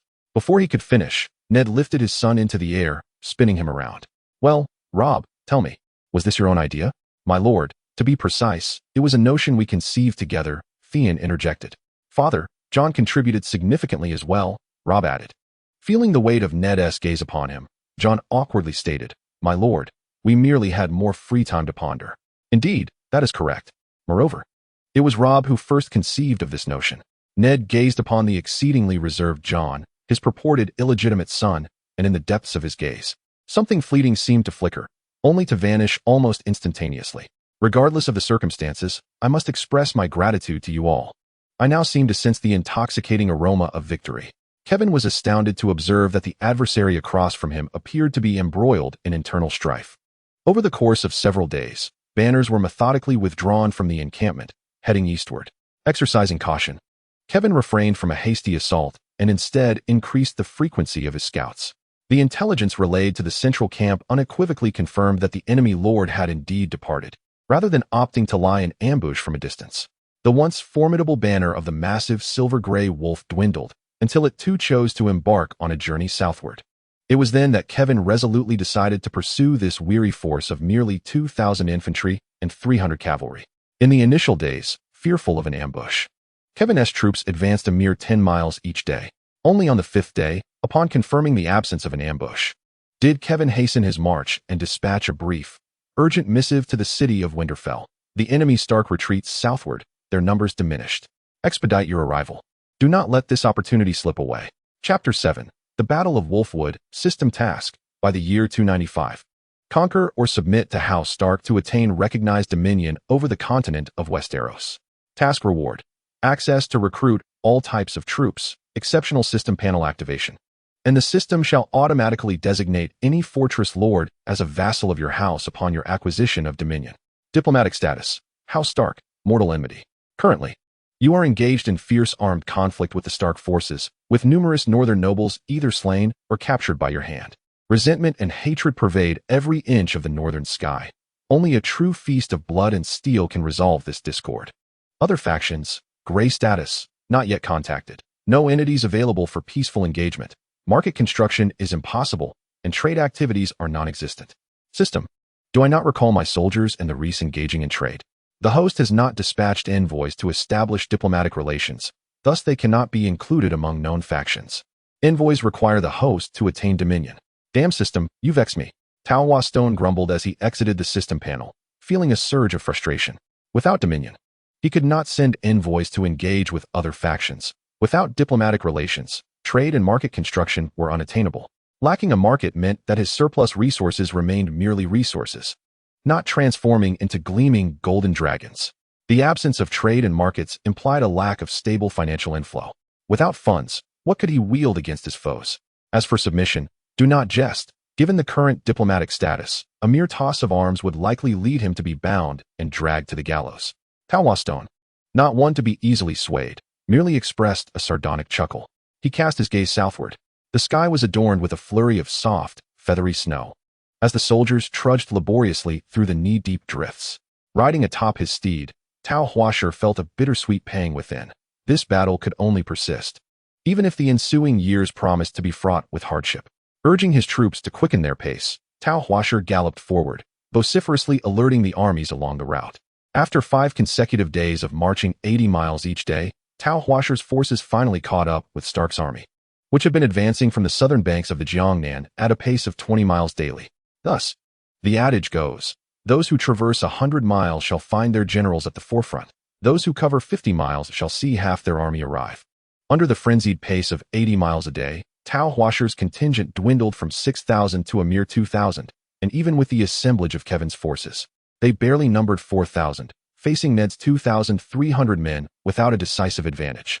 My lord, Lord Kevin has sent me to seek your aid. The North has launched an offensive against us. There are so many cavalry. The messenger gasped, breathless. Alarmed, Tao Huashi glanced back at his weary soldiers, a wave of unease surging over him. At that moment, Ned, who typically concealed his emotions, gazed triumphantly at the North's cavalry galloping towards them. Days prior, during the retreat, Ned had dispatched most of the lords back to their territories. They had withdrawn, but not entirely. Under Ned's command, House Umber led 500 cavalry southward to Winterfell, riding double on each horse. As Ned sensed the opportune moment had arrived, the vengeful Umber family swiftly traversed much of the southern wolf forest, meeting up with Ned's forces in just 2 days. Additionally, Ned employed a cunning stratagem, blending a contingent of dismounted cavalry among his troops. Consequently, when Umber's cavalry arrived, only about 200 of the weakest horses were unfit for battle, while the North had armed over 300 additional cavalrymen. At this juncture, Ned Stark commanded over 1,600 infantry and more than 1,100 cavalry, totaling 2,800 men. While Ned reveled in his triumph, others were engulfed in existential doubt. Tao Huashi's countenance darkened. Was it not established that Ned Stark in the Game of Thrones was a paragon of knightly honor? How had he resorted to tactical deception? Young man, your conscience has gravely faltered, deceiving the Imperial army with false intelligence, Tao Huashi lamented, casting a resentful glance towards Kevin's direction. Little did he realize that it was this young man, lacking martial ethics, who had compelled Ned to undertake the study of Zhao's specialized tactics in deception. Rickard Stark, take 300 cavalry to engage that newly arrived enemy. The rest shall swiftly confront this present foe.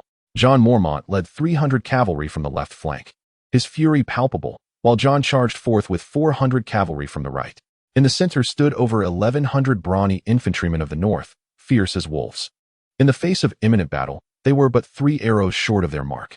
The frail yet numerically dominant light infantry of the Kevin forces had yet to unleash a single volley of arrows before, in a mere encounter. Their left flank was torn apart by the formidable House Umber. Following swiftly, the right flank fell victim to the onslaught of the Mormonts. Meanwhile, the spearmen in the center found themselves encircled and pressured by the longer northern infantry, suffering rapid casualties on their flanks. The Peach Blossom Stone troops, still unformed, could only watch anxiously as their distant allies were severed, surrounded, and ultimately crushed. In a quarter of an hour, the Kevin forces were utterly annihilated. The northern warriors did not pursue the routed soldiers. Instead, they adeptly turned to face the hastily assembled Peach Blossom Stone troops. A sharp whistle pierced the air as the centurion commanded, "Raise your spears, lads. I shall hold off that cavalry." Exhausted spearmen struggled to elevate their pikes, pointing them defiantly at the approaching northern cavalry. With fervor, the centurion rallied his weary subordinates, imploring them to muster whatever strength remained to confront the enemy horsemen. Time and again, the relentless assaults took their toll. The beleaguered spearmen, gripped by fatigue and psychological terror, could no longer maintain their formation. Even the centurion, adorned in armor more ornate than that of the common soldiers, fell victim to a northern raider's sword, losing his head in a single stroke. The flanks crumbled. In the center, the northern forces pressed forward, utilizing their formidable shields and robust armor to breach the Peach Blossomstone phalanx. The exhausted spearmen of the Wild Wolf clan found their long pikes rendered ineffective, either easily deflected by the northern axes and swords or merely leaving insignificant marks upon the northern shields and armor. Retreat, the word escaped their lips, laden with despair. Observing the evident decline of their forces, the despondent Peach Blossomstone closed his dim eyes. Yet, almost immediately, his wolf-like gaze snapped open, a glimmer of resolute determination shining forth to Long Lake Fortress. His tone was unwavering and authoritative, brimming with an air of confidence as if he held dominion over all that lay before him. Chapter 8. The Siege of Long Lake Fortress. Long Lake Fortress was constructed upon a high ground situated 200 meters east of Long Lake. The architects, prioritizing the fort's durability, selected a drier, nameless elevation for its foundation, distancing it from the damp and muddy lakeshore. However, the fortress still resided amidst marshland, surrounded by a soft, foot-deep mire, with only a stone-paved path leading from the forest directly to the fortress and connecting it to the lakeshore. The stronghold was predominantly circular, divided into 3 tiers. The outermost layer featured a low wall merely 3 meters high. The second tier comprised tall walls interspersed with 5 watchtowers, each rising to 12 meters. And at the core stood a grand circular tower. The innermost 2 tiers were linked by separate high walls connecting the watchtowers to the central tower. These connecting walls inclined downward from the inside out, allowing the defenders to easily repel multiple attackers attempting to breach the circular tower through the elevated wall passages, should the second layer fall. Moreover, Long Lake Fortress was not merely a surface-level military installation. Beneath its grounds lay a network of tunnels leading directly to the lakeshore and the distant wolf forest, serving also to facilitate communication between the inner and outer layers of the stronghold. In addition, the tunnel remains unchanged in its overall trajectory while branching out into several small passages leading directly beneath the watchtower. Should the enemy seize the watchtower, the defenders will swiftly ignite the wood piled within the tunnel below. The flames will bring everything crashing down, turning the structures above into mere rubble. The walls of Long Lake Fort are densely populated with lethal arrow slits, while the outer perimeter is adorned with deer repellent and iron spikes. Its circular towers are equipped with an array of defensive mechanisms. The armory is well stocked with arrows, and everything from flammable oil to javelins is readily available. Furthermore, there exists a temporary blacksmith shop for the repair of weaponry damaged in battle. Perhaps among the fortifications of the Seven Kingdoms, it may be regarded as modest. Yet its defensive capabilities are not to be underestimated, even when compared to the renowned strongholds of the realm. Ned Stark stands ankle-deep in the mud, allowing the mire to creep over his feet, while the northern nobles gather beside him. By the gods, when did those wretched black wolf pups erect a fortress here? Why do we possess no intelligence regarding it? Exclaims Lord John Amber, his face a portrait of indignation as he glares at the stronghold of the fleeing wolf pups. He seems eager to incinerate the fortress walls with his gaze, wishing to drag out each of the pups within and execute them one by one. It appears there are no suitable stones nearby, and even if we were to construct a catapult, we would lack ammunition. Gazing at the barren lakeshore, Rickard receives the news. Mormont of Bear Island stands behind Ned Stark, as ever, silent and steadfast like a loyal guardian. After a prolonged examination, the Duke of Winterfell is compelled to admit that the defenses across from him are formidable and without flaw. Let us encircle them. The key commanders are all present, and we have ample time. Ned sighs in resignation. In King's Landing, at the Red Keep, the current hand of the king, Jon Arryn, watches with a smile as the excitable king paces back and forth, his eyes filled with affection. Splendid. Ned has succeeded. That thief, that brigand is now trapped in a dilapidated fortress east of Long Lake. He is cornered. That place shall become his tomb. The Duke of Eagle's Nest shakes his head at the spectacle of the indiscreet king before him. No one knows this foster son better than he does. Rather than a king, he resembles a wandering knight. Fond of fine women, exquisite wines, and hunting, his talents for indulgence far exceed his abilities in governance. The contradictory qualities of debauchery and loyalty coexist within him. Robert's essence is selfish and self-serving, yet he displays generosity and loyalty to a select few. The moment turmoil erupted in the north, word reached King's Landing. This thrill-seeking king proclaimed his intention to personally lead an army to crush the enemy's chieftain. Had it not been for the desperate opposition of the counselors, along with respect for Ned's reluctance to call for aid, this king would have long since embarked on his northern journey. The reason the Duke of the North is reluctant to seek aid is quite simple. Since the age of ancestors, the North has never bowed easily to anyone, and this pride has elevated Ned in the eyes of many northern nobles, rendering him unable to humble himself and request assistance from other factions. Consequently, this tedious, portly king can only find solace in perusing the war reports from the north, reminiscing about the battlefield life of sounding horns and rallying troops. Uncle, I am sorry. I apologize to you and to the soldiers under your command. It is my failure to discern the enemy's intentions that led us into their trap, resulting in the needless sacrifice of so many brothers. Kevin, his face smeared with soot and one hand bound with a bandage, entered the room. Upon seeing Kevin, who was filled with guilt and dared not lift his gaze from the floor, Tao Huashi felt a surge of anger. You are at fault. Look at your current despondency. You weep and wail after just one defeat. Children of 3 years are stronger than you. How is it that you, a seasoned veteran or perhaps a rare military genius, have succumbed? Many heroes exist in this world. Losing to them is no disgrace. Yet, what infuriates me is your awareness of the ambush, yet still charging in like a fool. Most critically, why did you not inform the rearguard? The retreat was even worse. I only saw your troops scatter like sheep. And you? Where were you? Were you organizing the retreat? Of course. The primary responsibility does not lie solely with you. It is my impatience that prevented me from detecting the enemy's intentions in time to send a warning. I also overexerted the soldiers, leading to their exhaustion. Had they been in better condition and greater numbers, I could have at least covered your retreat. After a moment, as Tao Huashi's expression softened, Kevin cautiously inquired, Uncle, although we are left with only over 300 men, the food in the castle is insufficient for even a week's sustenance. There is no helping it. When we constructed Chenghu Fortress, we merely regarded it as a logistical base for surprise attacks. We have ample weapons but inadequate provisions, which is to be expected, Tao Huashi replied with a shrug. However, who says we are in a desperate situation? We have reinforcements, Tao Huashi declared, rising from his seat and walking to the window, resting his hands on the railing while gazing at the shimmering surface of the lake not far away. In the sunset, a carrier pigeon soared high into the sky, flying over the harmonious expanse of water and sky, past the dense forests, heading towards the north, an epitome of hope. Chapter 9.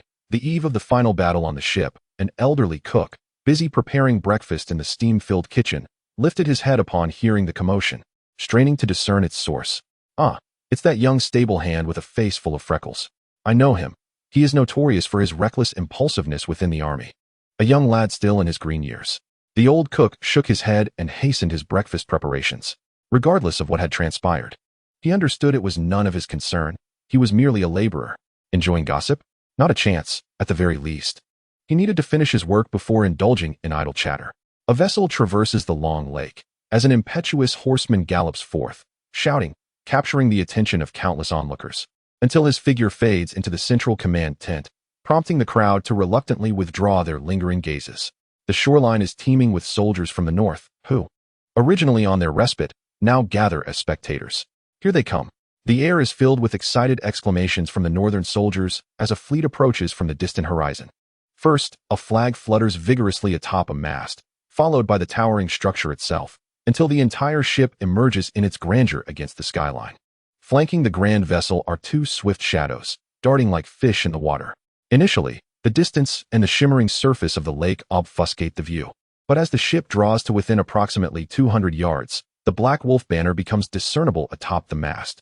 It is the Black Wolf flag. The fleet from Lingbei City. An enemy attack. How could they appear here? The clamor within the crowd escalates. First mate, relay the order. Let's give them a shot. But ensure no one gets hurt. Merely frighten them a bit, commanded the exuberant Commander Wolasai of the Mojang fleet, as he directed from the flagship. The Northerner, a radio warship. Is it ready? Hurry up, the first mate urged once more, as the crew scrambled to comply with the captain's orders. After receiving the command, the first mate dashed to the gunners, persistently urging them. Almost there, almost there. Let me measure one more time to ensure we accomplish the task flawlessly. The perspiring gunner, with keen eyes, focused intently on the northern shoreline, gesturing with his thumb. Fire. The massive arm of the catapult swung skyward, launching the stone projectile with a piercing shriek towards the distance. With a thunderous crash, the stone struck the lake surface a mere 2 meters from the northerners, sending a spray of water 3 feet high, thoroughly drenching the nearby onlookers and delivering a chilling shock. Retreat. Quick, retreat. The northern spectators, now soaked, realized the peril of their unwarranted curiosity, Watching from a safe distance was paramount. Amidst the chaos, voices of shoving, cursing, reprimanding, and pleading for passage echoed across the lakeshore. Fortunately, due to the soldiers' admirable discipline and obedience, the northern crowd swiftly retreated back to their encampment after a moment of disarray. While the northerners pondered the sudden appearance of the enemy fleet on Long Lake, the garrison within Long Lake Fortress reveled in jubilant celebration. 3 days prior, upon the arrival of a carrier pigeon to the north, Commander Wolasai of the Mojiang fleet urgently summoned his forces and sought assistance from the garrison stationed at Beefing City. Timber was felled for rolling logs, and the hull of the radio warship was coated in grease, a task that took 2 days to accomplish, ultimately enabling the vessel to be transported from Mojiang to Long Lake by land. As for the escorting Viking longships, the process was even simpler. A group of burly Vikings and equally stout crew members effortlessly lifted and carried them to the lakeshore. Now, a small fleet consisting of 2 Viking longships and 1 radio warship graces the expanse of Long Lake. As for the solitary warship remaining on the Mojiang River, it serves as the last bastion of maritime defense. However, the beleaguered city of Kahair is no longer capable of dispatching troops westward, rendering their defense a mere formality. Ned, do you sense it as well? The moment of reckoning is upon us. A tempest is brewing. Tao Huashi did not partake in the soldiers' revelry, but instead ascended the walls of Changhu Fortress alone, gazing towards the distant encampment of the Northern Army. Months ago, when Ned Stark quelled the rebellion north of the White Blade River, Tao Huashi had foreseen an inevitable clash between the 2 factions, though the time and place remained uncertain. It appears that this is indeed the venue for the confrontation. At that moment, Tao Huashi envisioned the Northern Conquest War unfolding in 2 distinct phases. The first phase would see the proud and haughty Northern nobles refusing to lower their noble heads to seek aid from outside. Thus, the enemy in this phase would solely be the Northern Alliance. The second phase, following the defeat of the Northern Alliance, would inevitably invite the intervention of the Royal Coalition into the Northern turmoil. In this phase, Tao Huashi would contend not only with the remnants of the Northern foes, but also with the relentless armies of the kingdom's lords advancing from the south. Undoubtedly, this stage of warfare would be exceptionally arduous and fraught with challenges. Moreover, as Ned Stark led the lords northward to quell the rebellion, Tao Huashi affirmed that the first phase needed further subdivision into 2 stages. It is time to bring matters to a head. Will it be victory or defeat? Duke of Winterfell, are you prepared? So this is your intent, is it not? At this moment, the Duke of the North paid no heed to the longing gaze from the walls of Changhu Fortress. Instead, his focus lay solely on the mire before him. Come forth. The North has never been conquered. Let me witness if your prowess matches your ambition. A surge of valor welled within Ned Stark's chest. To the north of Changhu Fortress, a contingent of 5,000 troops, under the banner of the Black Wolf, wove their way through the forest of wolves, gradually closing in on the fortress. Chapter 10. Blood Marsh. Once again, a bitterly cold northern morning dawned, the sky shrouded in gloom, with heavy clouds obscuring the earth, concealing the impending bloody clash. To the north of Changhu Fortress lay the Wild Wolf clan's army of over 6,400, clad in black helmets and armor, while to the south, the northern forces, having suffered some losses, numbered just over 2,600. The frosty breath emanating from the steeds and men illustrated the palpable tension within both ranks. If the breath of the steeds bore the souls of their masters, then surely the divine must be merciful, allowing the souls to escape the oppressive battlefield with the northern winds. The battleground was chosen within a muddy expanse located between the 2 armies. The mire, varying from 1 foot to 3 feet in depth, severely hampered the galloping of the war horses. The northern cavalry, numbering over 1,000, and the 200 archers from Lingbei City dismounted, transforming into infantry. This was destined to be a war devoid of cavalry. Father, must we truly engage in battle? Here, our main cavalry cannot effectively deploy their capabilities, Rob inquired. Nader lifted his 8-year-old son, gently stroking the boy's chestnut hair as his gray eyes gazed into the distance, where the armies of Lingbei City were assembling. My child, you do not comprehend. Perhaps we achieved victory in the last battle of the Wolf Forest, yet we failed to seize the initiative in this war. After all, our adversaries are wolves too. After a prolonged test of strength, they will inevitably extend their sharp claws, eager to rend the enemy's flesh, sever their veins, and drink deep of their blood. Should we choose to retreat now, the wolf before us will surely withdraw to its lair, sharpen its claws, and hone its teeth. When it returns, its ferocity will be greater than ever. We cannot afford to miss this opportunity. If we let it slip away, who knows when the next chance will arise? Nader responded solemnly. Let the war commence. Above, Carrion Crow's sword, heralding death and cold winds. The Northern Army was brutally divided into 3 grand formations, left, center, and right, arranged in a straight line. Under banners of various colors, adorned with distinct emblems, the soldiers of the North gathered. They closely aligned themselves under their respective noble houses, forming smaller units, which the nobles then united into a larger formation. Despite the fact that the Lingbei army was more than twice their number, Tao Huashi dared not exhibit any slackness. He alone understood the true nature of this army. Amidst the grand force of over 600 men, a staggering 500 were slave soldiers. Among the remaining 900, only 500 were archers, and the number of capable melee infantry fell short of 100. Observing the disordered ranks before him, unarmored and unshielded, wielding a hodgepodge of weaponry ranging from short swords and long spears to wooden clubs, stones, and even bare hands, Tao Huashi could not suppress a sigh. In pursuit of victory, he had exhausted all his options. Even 80 Viking sailors from Changhu had been summoned to serve as the main assault force on land, leaving no defenders at Changhu Fort. Unfortunately, due to financial constraints, he had to rely on the slaves to make up the numbers. If they emerged victorious, all would rejoice. If they lost, they would have to hastily retreat to the continent of Essos, where the best they could hope for would be to ingratiate themselves with the Knights of Bastonia, akin to drinking the bathwater of the lake harlots while clinging to Daenerys' coattails. Of course, even refuse can serve a purpose. If utilized wisely, it can yield satisfactory results. The 500-strong slave contingent was meticulously arranged into 5 massive lines, each comprising 900 men. Behind the slaves stood a defensive line of melee infantry, with 500 archers positioned further back. If we win this battle, I shall grant you your freedom, abolish your servitude. Reward the meritorious with 20 acres of land and 2 silver bucks each. Those who falter shall be executed without mercy. The frontline officer raced to convey Tao Huashi's orders to every soldier, with particular emphasis on the slave troops. With a sharp sound of the copper horn piercing the air, the numerically superior Lingbei army launched their attack first. In the vanguard, the enslaved soldiers brandished an array of weapons as they surged forward toward the well-fortified ranks of the Northern Army. Organized into groups of 20, their ankles were shackled by iron chains, which dragged through the mud, unearthing the thick layers of earth as they charged towards the enemy lines. Encumbered by their burdens, the enslaved soldiers lacked swiftness in their advance. However, Tao Huashi had never deemed their speed of assault significant. After all, the swifter they rushed, the sooner they perished. The chains served more as a means of restraint, akin to the tactics employed by the Vicinituri and the Eastern Roman Empire in history. The former sought to combat the inherent disorganization and lack of discipline among the barbarian hordes, while the latter aimed to prevent the escape of slaves. Without hesitation, Tao Huashi applied this same strategy to the battlefield. With a resounding crash, the enslaved soldiers collided with the tightly organized defenses of the northern men. Akin to waves crashing against rocks, the waves shattered, yet the stones remained steadfast. The northern soldiers, shielded behind their great barriers, emerged unscathed, while the enslaved soldiers suffered grievously, their bodies strewn across the field. After a mere 15 minutes, this rabble succumbed in utter disgrace. Yet, bound by their chains, the enslaved could not easily flee.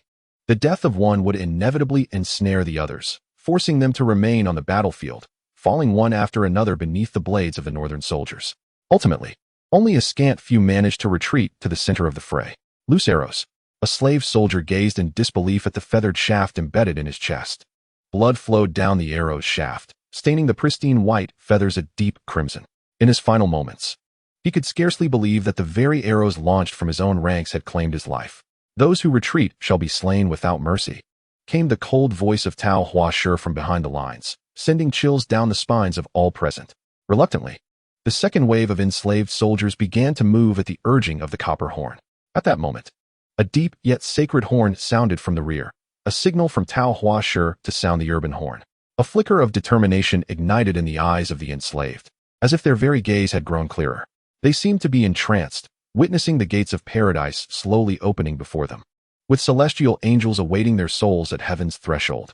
Charge, kill, annihilate the enemy before us. For the Lord. The battle cries of nearly 1,000 enslaved souls surged forth like a tidal wave against the northern men, who too advanced like a torrent upon their foes. The foremost northern soldiers were knocked to the ground, ensnared in the mire. Regaining their composure, the northern soldiers launched a fierce counteroffensive, and one by one, The bodies of the enslaved fell. Blood gushed from the wounds, greedily absorbed by the ravenous mud. Within a mere 20 minutes, not a single enslaved soldier remained standing. The battleground transformed into a sea of red clay. "My lord, we must charge. We can no longer stand idly by. Nay, engaging those madmen will only lead to greater losses." Before the noble proposing the strategy could finish, he was interrupted by another. The northern nobles, embroiled in a cacophony of discord, could devise no coherent plan. Lacking orders, the northern soldiers were left to defend their positions. The third wave of enslaved soldiers charged towards the ranks of the north. Fists, stones, broken spears, and short swords, the slave soldiers fought with every weapon they could grasp against their adversaries. The cacophony of battle cries and human wails composed a grim requiem. Gradually, casualties began to mount among the soldiers of the north. Layer upon layer of bodies fell, forming a grim mound of the deceased, with some soldiers tragically buried alive beneath the heap due to their grievous wounds. After 30 minutes, the third wave of slave soldiers had also succumbed. In their desperation, the northern nobles ultimately resolved to hold their ground. The fourth column of slave troops swiftly approached the northern formation. At the very forefront, a soldier of the north finally collapsed face down into the mud, dragged down by a slave soldier, exhausted from the struggle. Feet trampled over him, and at times, a corpse would fall and crash upon him, rendering him incapable of rising. Blood and the slick, viscous mud, now slicker from the blood, seeped into his mouth and nose like a venomous serpent. He perished from asphyxiation. This battlefield had transformed into a den of malevolence. The final wave of slave soldiers charged toward the northern army. The front line had been exchanged multiple times, yet even now, the soldiers standing at the forefront of the north were panting heavily. Equipped with superior arms but drained of stamina, the northern soldiers found themselves pitted against frenzied, yet inept slave soldiers. This had devolved into a battle of conviction. A northern soldier, his legs injured, glared with hatred at a similarly wounded slave soldier in the distance. He yearned to move, to crawl over and crush the throat of this loathsome invader, to witness the terror in his dying eyes, to revel in his pleas of agony. Yet all his fantasies were shattered beneath the trampling feet of the chaotic melee, both perishing under the relentless onslaught. When the last enemy fell, a mound of corpses 3 meters high had accumulated before the northern army. Quickly, informed the frontline soldiers to seize that mound of corpses. A messenger dashed forward. "Gentlemen, it is now our turn." Ned led the northern nobles observing the enemy lines into the fray. Regrettably, the timing was off. By this moment, the last remaining 900 soldiers of Lingbei City had charged to within 30 paces of the corpse mound. A sound distinct from the previous charge, a rhythmic blaring of trumpets, echoed. The melee infantry on the far left of Lingbei City slowed their pace, and, under the leadership of the centurions, collectively pivoted, shifting in a straight line to the right flank. The ranged troops swiftly filled the void left by the left-wing melee forces. The northern soldiers positioned behind the corpse mound could not discern the situation across the field. The messenger was still racing, yet to relay commands to the entire army. The frontline junior officers of the north prepared to counter the enemy's melee charge. However, the forces on the northern right flank were met not by the anticipated oncoming adversary. From above, arrows rained down in a dense flurry upon the right flank, inflicting catastrophic losses in an instant. The right flank soldiers fell in droves like sheep, their agonized cries deeply unsettling the morale of the remaining northern forces. As the northern soldiers remained gripped by fear, the army of Lingbei City had already scaled the mound of corpses, charging toward the enemy lines.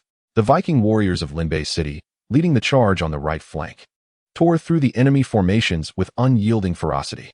Following closely behind, the Lingbei army, vastly outnumbering their foes, swiftly engulfed the left flank of the Northmen. Both the sudden downpour of arrows from the right and the enemy's overwhelming assault from the left took the northern defenders by surprise. However, the resilience of the Northmen exceeded even the expectations of the Lingbei soldiers. The disadvantages of terrain and stamina did not dissuade these northern warriors from their resolve. Though mired in mud that hindered their full strength, their battle axes and great swords effortlessly cleaved through their adversaries, slicing through armor that felt as fragile as parchment to them. When the northern guardians arrived on the battlefield, the morale of their soldiers surged, creating an illusion of being able to push back against the enemy's crystal forces. Had their weaponry been more standardized, akin to the unified spear and shield formation of the Bolton family during the infamous Battle of the Bastards, they would not have been compelled to engage in close-quarters combat with a multitude of slave soldiers, expending considerable energy. Ultimately, the noble coalition proved to be a flawed strategy. Yet, if that had been the case, the battle would have been even more arduous, mused Tao Huashi. Tao Huashi silently turned to Kevin. With just a glance, Kevin grasped the profound meaning reflected in Tao Huashi's eyes. Drawing his finely crafted half-sword, he discarded the scabbard into the muck beside him. Bodyguards, follow me, he commanded. Alongside Tao Huashi, the last surge of fresh troops surged into the fray of battle. Exhausted, the northern warriors found themselves unable to turn the tide. Lingbei City emerged victorious. A contingent of approximately 500 Northmen, led by Ned Stark, withdrew from the battlefield, leaving behind a multitude of fallen northern nobles and soldiers. The toll was grim. 500 Northmen fled, over 200 perished in battle, and more than 900 were captured due to severe injuries and exhaustion. A significant number of nobles were taken prisoner.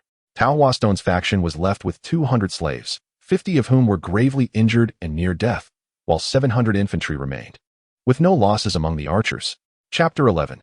Aftermath of War. My lord, the soldiers report that they have captured 3 children bearing the sigil of the dire wolf. Likely offspring of House Stark, the captain of the guards reported as he leaned in. Bring them forth. Let us ascertain whether they are the young cubs of our old friends, Tao Huashi instructed, wiping the blood from his face to present a more dignified appearance befitting a noble. Before him stood a surly teenager and 2 younger boys. Given the news of Stark progeny accompanying their forces, their identities were unmistakable. This is quite the catch, Tao Huashi remarked, turning to the captain of the guards. How did you manage to seize them? Their escort must have been formidable. My lord, the soldiers have reported that during the Duke of Stark's flight, his steed stumbled upon a tree root. The young knight with the red hair generously offered his mount to him, while one of the remaining 2 shared a horse with him, albeit a sluggish one that we easily captured. The smallest among them, upon witnessing his companion's capture, willingly threw himself into our grasp. The captain of the guards returned, exclaiming, "What a familiar tale this is." Father mounts. The child follows. Stark brother, is that you? Have we crossed paths millennia ago? The peculiar countenance of Tao Huashi reflected his thoughts. It was not worth mentioning their damned fortune in capturing the heir of the North Duke.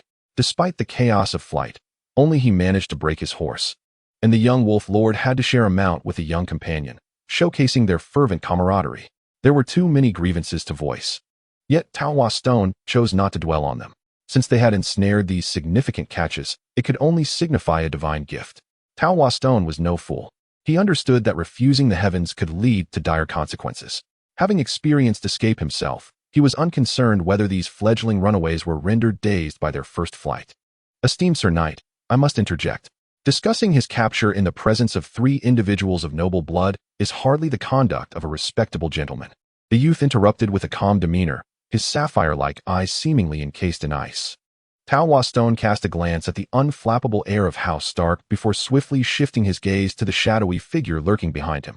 Clearly, the boy's eyes were a shade of gray, almost black, with a depth that suggested an understanding of the world's intricacies, piquing Tao Huashi's interest further. He discerned the inner trepidation concealed beneath the young man's facade of strength, yet refrained from voicing this observation. Surely, this must be the young knight of honorable spirit who willingly threw himself into the fray. Tao Huashi elegantly disregarded the pretense of calm displayed by Robb and inquired of the captain of the guards. Upon receiving confirmation, Tao Huashi addressed Robb, stating, "Listen well. The war between your father and me is a reluctant necessity. I must fight to uphold my honor. I too am of noble lineage, rest assured. I shall treat you with the dignity befitting your status, provided you comply. Then, my lord, might you release us? We shall counsel my father. And I believe that once he comprehends the noble reasons behind your declaration of war, he will readily extend his hand in peace," Robb asserted, convinced he had discerned the subtleties in Tao Huashi's discourse. "That will not suffice, young wolf. As long as blood remains unspilled and the people have not been exhausted by war, this conflict, steeped in anger and revenge, shall not cease." Tao Huashi replied with a smile, shaking his head. "Captain, escort these young lords away. They require rest. Provide them warm milk, and remember to add honey. Should they need it, feel free to include a few raw eggs to soothe their nerves. My apologies for the simplicity of our military provisions. As children, I believe it prudent for you to abstain from opiate-laced milk." As the guards led the 3 captives away, Tao Huashi began to interrogate the other captured northern nobles one by one. However, most of these individuals were merely a group of laborers, predominantly knights. Lacking any interest in their plight, Tao Huashi confiscated their equipment and demanded an exorbitant ransom before releasing them. Of course, the great nobles had no such fortune awaiting them. They could only anticipate the grim confines of the prison in Lingbei City. Listening to the nobles' varied responses, some expressing gratitude, others veiled threats, and a few deluding themselves with the noble resilience of knights, revealed nothing more than a collection of impoverished knights feigning bravado, unable to pay their ransom. Among them, the sole captured high noble, Ned Stark, was particularly obstinate. He impatiently listened to the elder's words, which essentially conveyed a message akin to "if you wish to kill me, do so swiftly. You may choose your method, severing limbs, disemboweling, or extracting my heart." In response, Tao Huashi silently lowered the standards for the elder's prison fare. For someone of his age, a lighter diet was appropriate, plain water and congee, with perhaps a side of pickled vegetables, which Tao Huashi considered quite generous. A week later, in the Iron Islands, at Pike Castle, news from the north reached the king. "Your youngest son, Theon Greyjoy, has been captured by the Grey Wolves. The Northerners have suffered a defeat." The man who strode into the hall, exuding a briny sea breeze, was a close confidant of King Balon Greyjoy and paid no heed to the fact that there was only one king on the continent of Westeros. Balon Greyjoy withdrew his gaze from the window, where he had been dotingly watching his daughter Asha practice her martial skills in the courtyard. Balon was renowned for his bravery and fearlessness, fervently adhering to the old ways.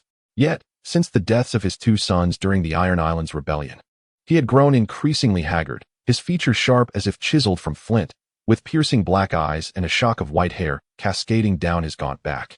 After Theon was taken as a hostage, the old sea monster regarded him as dead. In his eyes, he had lost a son. Consequently, he transferred all his paternal affection to Asha, nurturing her ambitions. No one truly knew the depths of the old sea monster's anger, but following the failure of the rebellion, his hair turned white overnight, and his once bright and sharp gaze offered a glimpse into the turmoil within. The old sea monster's frailty in later years was entirely due to the long wait for revenge, a wait that consumed him with rage and accelerated his aging. Yet at this moment, there was no sign of frailty in the old sea monster. A glint of fierce determination flashed in his eyes. "Summon those loyal Iron Men. In the name of my son taken from Lingbei City, we shall declare war on Lingbei City and send envoys to condemn Stark's incompetence. Additionally, discreetly approach that intriguing lord for a conversation. I believe we have much to discuss." The cold winds continued to howl in May as the Iron Islands prepared for war. Chapter 12. The bubbling cauldron of broth emitted a rhythmic sound, as the young man seated opposite it diligently polished his teeth, stained a vivid red from prolonged chewing of sour leaves. The flickering firelight accentuated the striking hue of his teeth, rendering them almost otherworldly. "Are you certain you do not require me to concoct another batch of equipment to arm your guards? With the cavalry we currently possess, we can penetrate deep into enemy territory. You must understand, this is a military venture, and any misstep is unacceptable," spoke Tao Huashi. The onion and meat stew simmered incessantly, releasing an exceptionally rich aroma. However, the young man's gaze remained fixated not on the savory broth, but rather on the dancing flames beneath the pot. "Indeed, 50 mounted archers, along with all the cavalry, will suffice. They are the sheep, and we are the wolves. Wolves are born to hunt sheep." Suddenly, the young man crushed the leaves, and the red juice splattered, instantly staining his teeth even more.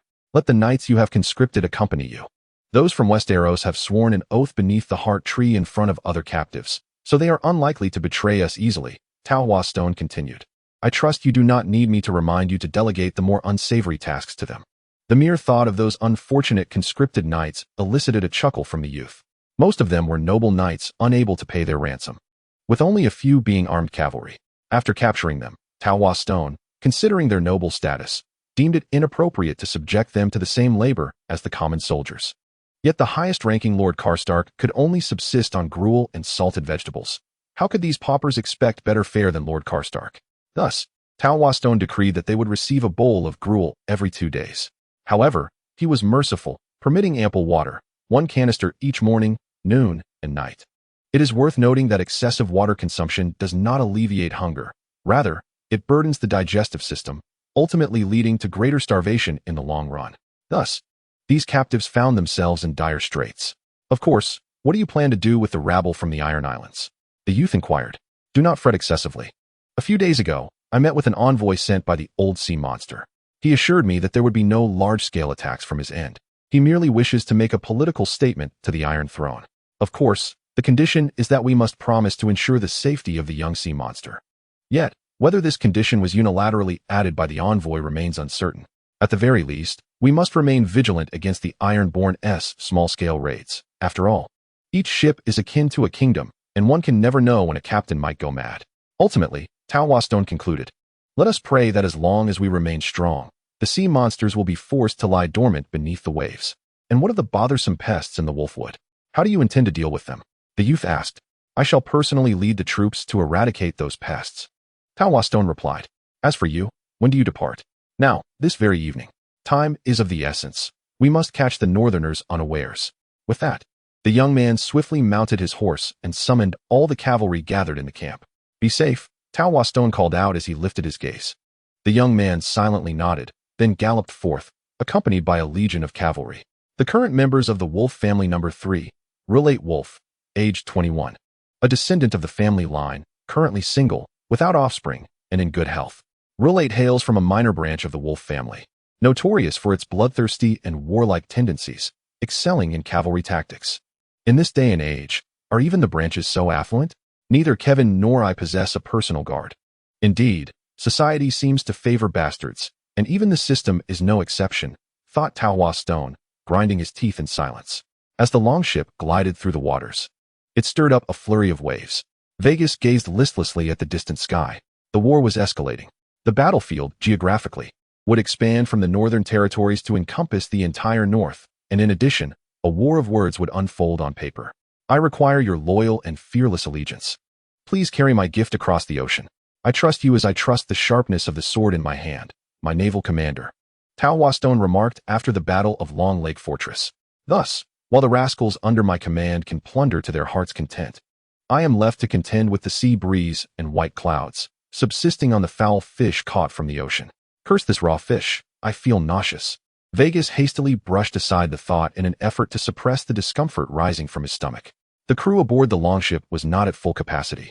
In order to accommodate 3 boxes, Vegas had reduced the crew by half. After a long and tedious voyage, the longship finally docked at Millport, where Vegas would meet the target of his journey. Your Majesty, please allow my audacious visit. Your most loyal servant has entrusted me to convey his sincerest regards. Without entering the main hall, Vegas had already bowed deeply in respect.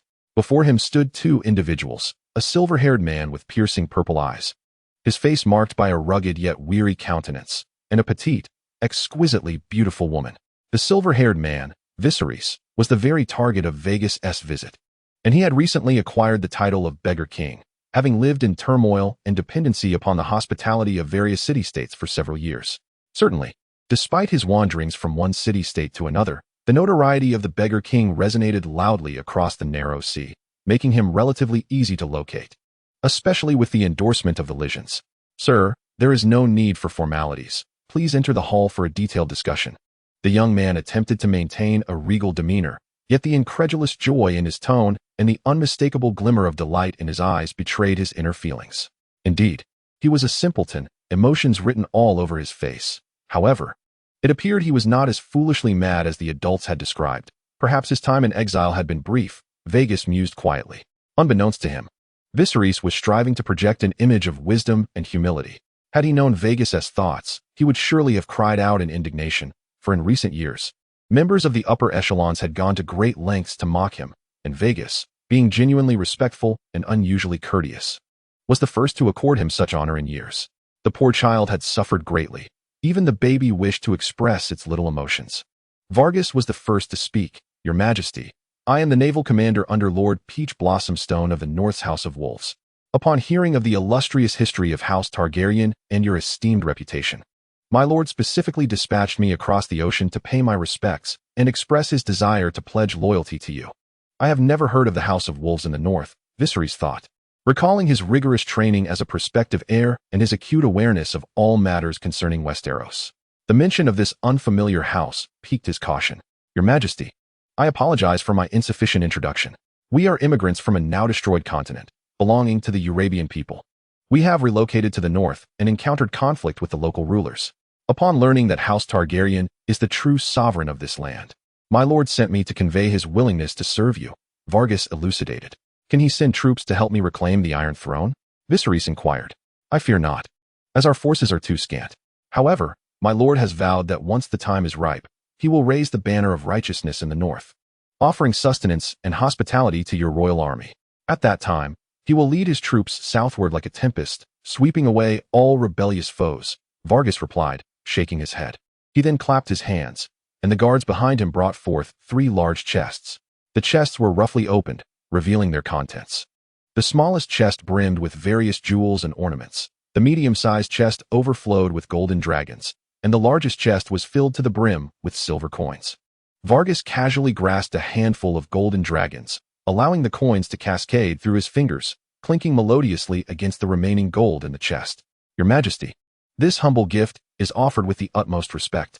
Should you accept us, we shall present gifts of equal value each year, Vargas continued, his tone persuasive. Viserys swallowed hard. By the heavens, since the fall of the Targaryen dynasty, my sister and I have hardly lived in abundance. After our hasty escape, we could scarcely carry substantial wealth. And with a retinue to support, our lives have been challenging. To make matters worse, with the death of Will and Derry, our followers scattered, taking what they could. Now, we have plummeted from a middle-class existence to destitution. State your demands, for I am certain you have your own requests, Viserys stated. Vargas placed a clenched fist against his chest and bowed humbly. We seek a parcel of land in the north for our people. I agree. Now, pledge your oath to me, the youth replied firmly.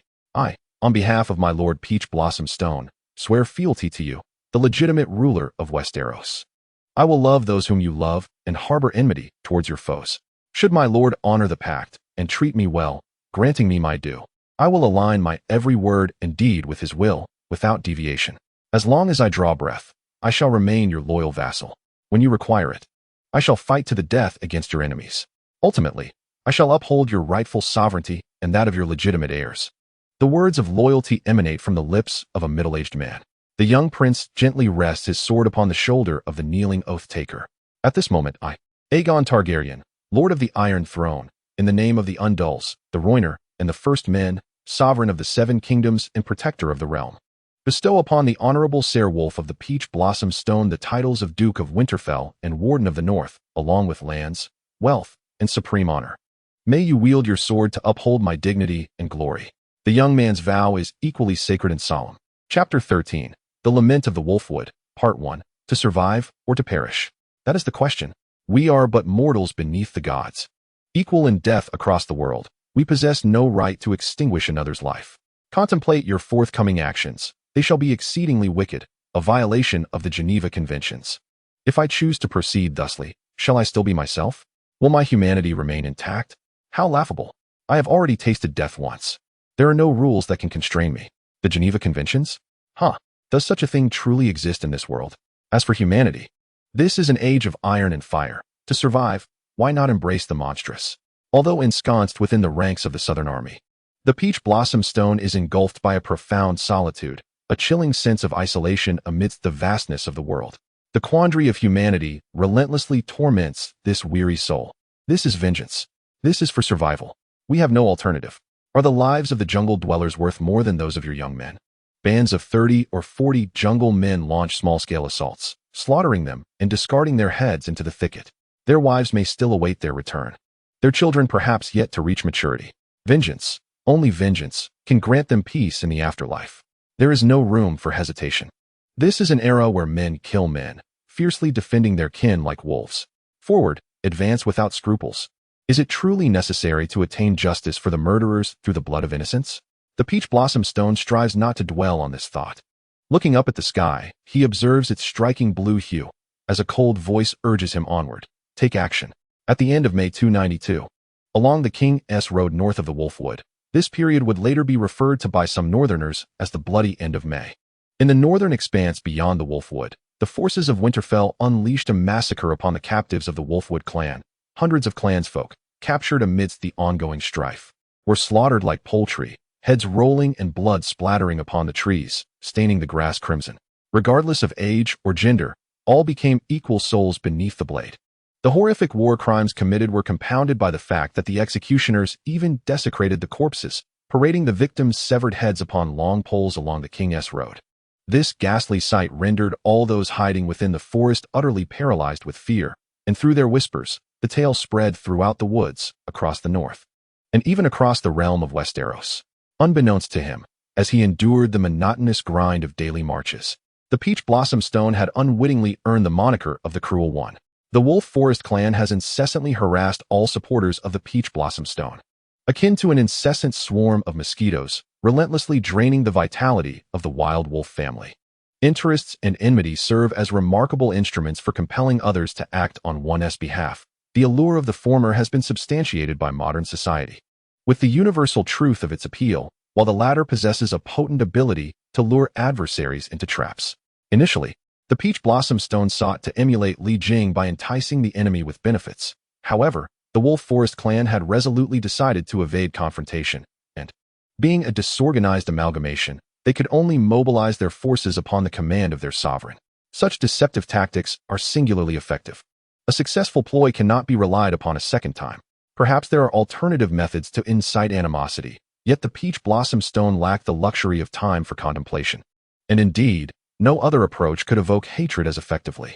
While he understood the application of tactics, he failed to grasp their repercussions, underestimating the might of wrath.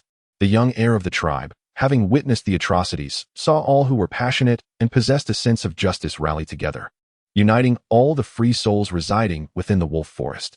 The forest, stifled by its own indignation, bore witness to the slaughter of our brethren, the desecration of its flora, the provocation of our deities, and the contemptuous attempt to annihilate all that the woodland encompasses. Children of the mountains and forests, do you not feel the surge of anger? Do you possess the courage to seize your swords and drive these invaders, who trample upon our sacred ground, away? Even knowing that death may be the outcome, are you willing to confront the enemy and showcase our pride? Come forth, brothers and sisters, for our numbers are as plentiful as the leaves in the forest, our strength as solid as the trunks of trees. We shall overwhelm all adversaries. Perhaps we shall meet our demise, yet the restless souls await our vengeance, watching over all that transpires in the mortal realm. If you are willing to avenge your kin, let us unite and charge toward death, advancing into the depths of hell. Warriors of the Wolf Forest, stand together and expel the invaders. The army marched in 8 columns along the muddy King S Avenue, with the outer 4 columns of armored soldiers proceeding at a deliberate pace, while the inner 4 comprised light infantry and unarmored heavy infantry, interspersed with transport vehicles laden with supplies and armor. Every 10 miles, they would change their armor. Consequently, with the burden of supplies, the pace of the march was naturally slow, covering just over 40 miles a day. However, this ensured the soldiers' stamina and the Army's ability to respond promptly. Months ago, I was but an anonymous individual in the marketplace. Today, I have carved out my own territory. Standing atop a high ridge, I gazed upon my army advancing like a colossal dragon, and I was filled with profound reflections. Orders were issued to conclude the march for the day. The soldiers were to cook and establish camp. It was only 5 in the afternoon, the sun was high in the sky, and the Southern Army had already begun preparations for their meal and the construction of their encampment. The primary strategic objective of this southern expedition was to seek out the remnants of the northern forces for a decisive confrontation, aiming to eliminate the enemy's main strength in a single engagement. However, our numbers are limited. We must annihilate the enemy's main force while preventing their ranks from vastly outnumbering ours, lest we become a disordered mass. Currently, a small contingent of our army has descended southward, intent on ravaging every farmstead they encounter, thereby significantly undermining the enemy's war potential while eliminating their minor forces to delay reinforcements from the enemy lured to Winterfell. Generals, I do not require you to mandate how much our soldiers advance each day. Instead, prepare your troops and their equipment, raise banners of honor. Some feeble lords of the north have already covertly aligned with us, and I believe more cowardly souls will soon bow before us. Gentlemen, encourage your young men to present their finest selves, so that the Northmen may witness our formidable army. Within the central tent, the impassioned oration of Tao Huashi Stone resonated. After bidding farewell to the last general, Tao Huashi Stone rubbed his brow. The Southern Army's deliberate deceleration in their march is a reflection of their helplessness. Alas, Tao Huashi Stone's main force consists predominantly of infantry. Had it been comprised mainly of cavalry, he would have led the charge into every territory of the south, decimating the Northmen. Regrettably, the primary force is infantry, poor beggars, left with naught but foot soldiers. Relying on infantry to forcefully advance upon Winterfell would be to invite another disaster akin to the defeat at Wolfwood. To dismantle the Stark family's main force, one must await the enemy's voluntary assembly. In other words, Tao Huashi Stone merely needs to bide his time like a fisherman, waiting for small fish to gather into a school before devouring the majority. Tao Huashi harbors a deep disdain for such a passive strategy, feeling ensnared as if caught in a spider's web. Nevertheless, he is a person of broad-mindedness, since the situation is already dire. It would be wiser to adapt and turn it to his advantage. Thus, the march shall be entirely relaxed, commencing only at 8 each morning to prepare meals, halting by 5 in the afternoon, and taking a respite at noon for shade, resulting in a pace akin to that of a tortoise. The soldiers, however, found solace in this arrangement, while the sturdy encampment served as a warning to any would-be schemers. There is no opportunity for you here. The Southern Army, with banners flying high, advanced with an imposing presence, aiming to thoroughly crush the Northmen with a meticulous strategy. Under the weight of military pressure, the perceptive lords of the North sensed an impending storm. Anxiety gripped their hearts, leaving them in a state of indecision. You will wait for me beneath Winterfell, will you not? You have no path of retreat. Your power has waned. You can only engage in a desperate struggle against me. There is no escape. Tao Huashi gazed fiercely towards the dark, verdant forest to the south, his eyes ablaze with fervor. Come forth, whoever stands in my way ahead. They shall be but mere insects crushed beneath my might. Chapter 14. The Lament of Wolfwood. Part 2. The wind whispered through the dense woods. Its sound akin to the lamentations of the fallen. Tao Huashi wiped away the warm droplets of blood that had splattered upon his face, breathing heavily, acutely aware of the toll that time has taken upon him. Since the moment the Southern Expeditionary Army entered the Wolf Forest, it had adopted a state of heightened vigilance. 2/3 of the soldiers donned their armor, and at the slightest hint of suspicion, be it the silence where insects and birds once chirped, scouts would meticulously investigate. The scouting units remained far ahead, persistently patrolling the area. Tao Huashi anticipated that his acts of slaughter would inevitably provoke the resistance of the Wolf Forest inhabitants, and he prepared the army for the potential of an ambush. However, he did not foresee the sheer number of enemies he would face. Fate can be cruel. A mere flutter of a butterfly's wings can conjure a tempest on the distant shore. War, an even more ruthless endeavor, can turn a minor variable into a harbinger of strife, leaving the Lingbei City army ensnared in a grueling struggle, trapped within the enemy's encirclement. Old Centurion Paul, over 40 years of age and hailing from Lingbei City, vowed never to forget the sight of those frenzied wolf forest denizens charging forth from the dense thicket with wild cries. Their numbers were as overwhelming as grains of sand on a shore or trees in a forest. A single encounter overwhelmed the scouting team, with none escaping unscathed. These inept assailants, devoid of any sense of stealth, afforded the Southern Expeditionary Army ample time to prepare for the impending clash. Paul felt the tension in his throat as he swallowed an imaginary lump, then commanded with a voice that resonated throughout the 100-strong unit. Boys, level your spears. Maintain tight formation, hold steady, they are coming. The reflections in his narrowed pupils revealed the chaotic mass of the enemy, vast and disordered. Women, children, and the elderly, clad in tattered rags, resembled a throng of beggars, yet their numbers were incalculable, akin to a school of sardines in the sea. This dark tide surged toward the clearly defined formations of the Southern Expeditionary Army. With a thud, the wolf forest inhabitants collided with the spear line, and the unfortunate souls in the front ranks became sacrificial pawns, impaled by their comrades from behind, skewered upon the tips of spears. The fortunate ones met their demise instantly, while the less fortunate could only watch helplessly as their blood dripped slowly from the gaps between wood and flesh, elongating the agony of death. Standing in the front line, old Paul felt a sudden weight in his hand, as a tremendous force pushed him backward. He was not alone, for his comrades also retreated in unison, causing the formation to cave in. Moments later, a cacophony of anguished cries erupted.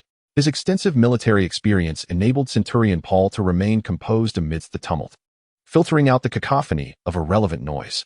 It seemed the cries of battle were loudest at both the forefront and the rear. This was troubling. His expression darkened. Damn it. These wretches intend to annihilate us. Tao Huashi, positioned in the center of the army, swiftly deduced from the clamor that the wolf forest denizens were amassing heavy forces at both flanks, seeking to encircle and obliterate them. Quick! Signal the flag officer to relay commands for all units to hold their ground. The military band must play as loudly as possible, blow with all their might. He was acutely aware of his army's capabilities. While they may not excel in attack, he was confident they could stand firm in defense. However, it is often the case that the tactical prowess of the surrounded army is not necessarily inferior to that of their opponents. Their failures are closely tied to morale. Many do not perish at the hands of the enemy's blades, but succumb instead to their own fears and despair. Within the ranks, The limited perspective obscures the valorous struggle of comrades, leaving only the overwhelming tide of adversaries in view. Even the mightiest warriors can fleetingly lose their courage.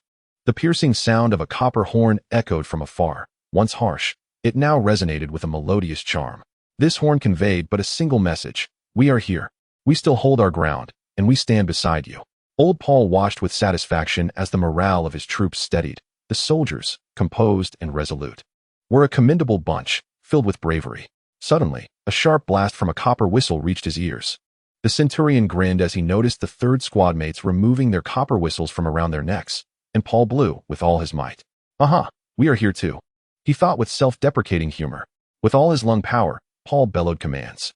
The rearmed Lingbei troops donned new equipment, affixing spearheads to their long spears, transforming into rudimentary polearm warriors reminiscent of a great eastern nation. The spearheads struck down fiercely, penetrating flesh like a bird's beak, tearing through necks and shoulders, even piercing heads and releasing a viscous white substance. The second and third rows of soldiers raised their polearms repeatedly, like farmers tilling the soil, while the first row held their spears steadfastly, mechanically slaughtering any foe that approached. The sound of an axe futilely scraping against helmets and crashing into shoulder guards echoed ominously. The Wolfwood soldiers watched in terror as their axes struck the armor of the opposing soldiers without drawing a single drop of blood. Unbeknownst to them, the Lingbei military factory had redesigned their armor to counter the brutal tactics reminiscent of the Germanic tribes, adopting a Gallic-style helmet with increased curvature and added crossbars, while thickening the shoulder guards and affixing steel plates. The Wolfwood soldiers could not fathom why they inflicted no harm upon their enemies, only to watch in despair as the enemy soldiers, grinning wickedly, plunged short swords into their soft abdomens. The enemy seemed devoid of lethality. Perhaps they could win this war without suffering a single casualty, Paul mused. Suddenly, the dull thud of an axe chopping wood broke the tension. A tall, branch-laden beech tree toppled towards the position of the third squad, and Paul's eyes widened in horror as the fragmented formation was swiftly engulfed by a surge of bodies. Get out of the way. Move. A commotion erupted in the front ranks as dozens of Wolfwood men hoisted a massive log, slightly trimmed, charging toward the second squad's formation. With a thud, Paul felt the impact of the log collide with him, akin to being struck by a rooterish bull. His insides burned with searing pain, and darkness enveloped him. The last image etched in his mind was of heavily armored Wolfwood yeomen surging into the fray, their flag wavering helplessly as it fell. My soldiers, was Paul's final thought. His blood surged, his face flushed crimson, veins bulging. He had hoped to minimize his army's losses through defense, yet in an instant, several small squads had been overwhelmed. The counterattack commenced immediately, yet the opposing forces were overwhelming, rendering the infantry unable to advance, devoid of cavalry. However, there was a solution. Tao Huashi cast a glance at the area with the most enemy flags and, in a frenzy, dashed towards the supply wagons. He overturned the sacks filled with provisions, his hands trembling with urgency as he doused them in oil, then draped them over the pack animals. The soldiers around him quickly followed suit. Stand aside. With a swift stroke, he severed the reins, and the startled pack horses and cattle, ignited by flames, broke free, scattering in all directions. The formation was lost. The fire-cattle formation induced widespread chaos, causing the two factions to become entangled in a brutal melee. Guardians, follow me, Tao Huashi shouted, rallying his elite guards towards the enemy commander's position. Clear the way.